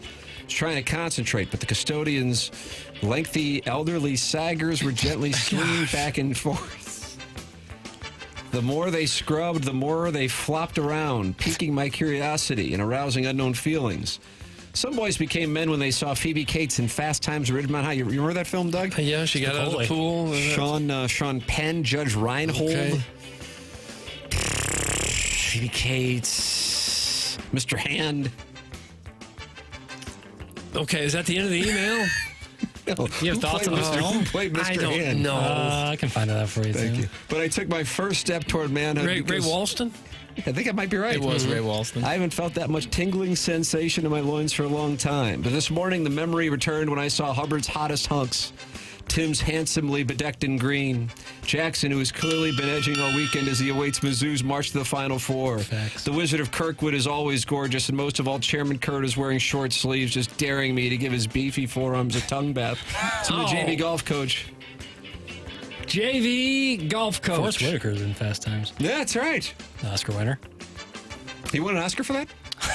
Not for that performance. Sadie Hawkins, Doug, just when we thought we were out, the Blues pull us back in with a pair of dominant wins over the Wild and Ducks, and now they're level on points with... You like that? Now they're level on points? I don't like that, no. Level on points with Vancouver, who they play on Thursday. Libby Jack won't be watching because he'll be all crunk on Zimas watching Mizzou versus Dwake as he prances around his apartment yelling at his TV and chatting with a bunch of older men who are tuned into his Camboy feed. I don't even know what the Zima is. Wasn't it like a Jolly Rancher flavored malt beverage? I think it was like a Smirnoff Ice kind of thing. Yeah, kidding me. The Doggies picked up 3 points, another clean sheet, with the goal coming on a stellar free kick from Edward Leuven. Eli Drinkwitz was on hand of the soccer festivities and walked the concourse glad-handing and posing for pictures with every random fan who asked, and just seemed like a normal, well-adjusted guy in person as opposed to the guy on Twitter who dunks on random fans of whatever SEC bottom feeder he just defeated. But I think the lead is that Lars Nootbar needs more time to decide which teammate he'd least like to sleep with. Okay, one of you guys just said JV golf coach has won emailer of the month. Whoever said that is wrong. If he already won, what are the rest of these days for? The trophy goes to who leads at the end of the month. And it has to, because otherwise, why have the tournament? Whoever said that doesn't know what they're talking about. Let's start over again. Wait. You mean we're live? This is on the air? Me yelling at you guys on camp day? Doug, that's from Buck Soap. Yeah, and that's Buck's what we Soap. have for the Design Air Heating and Cooling email of the day. Well, Buck is good. Again, Buck is good every day. Is he the best every day? Well, that's debatable, but he's always good. So I'll give him that. But today I'm going to vote for the self-made stay-at-home Ledoux mom for chastising Festus residents for eating lard salad. I kind of liked Little Red Riding Hood. If it got suspended. Gotta be honest, the best email is Little Red Riding Hood.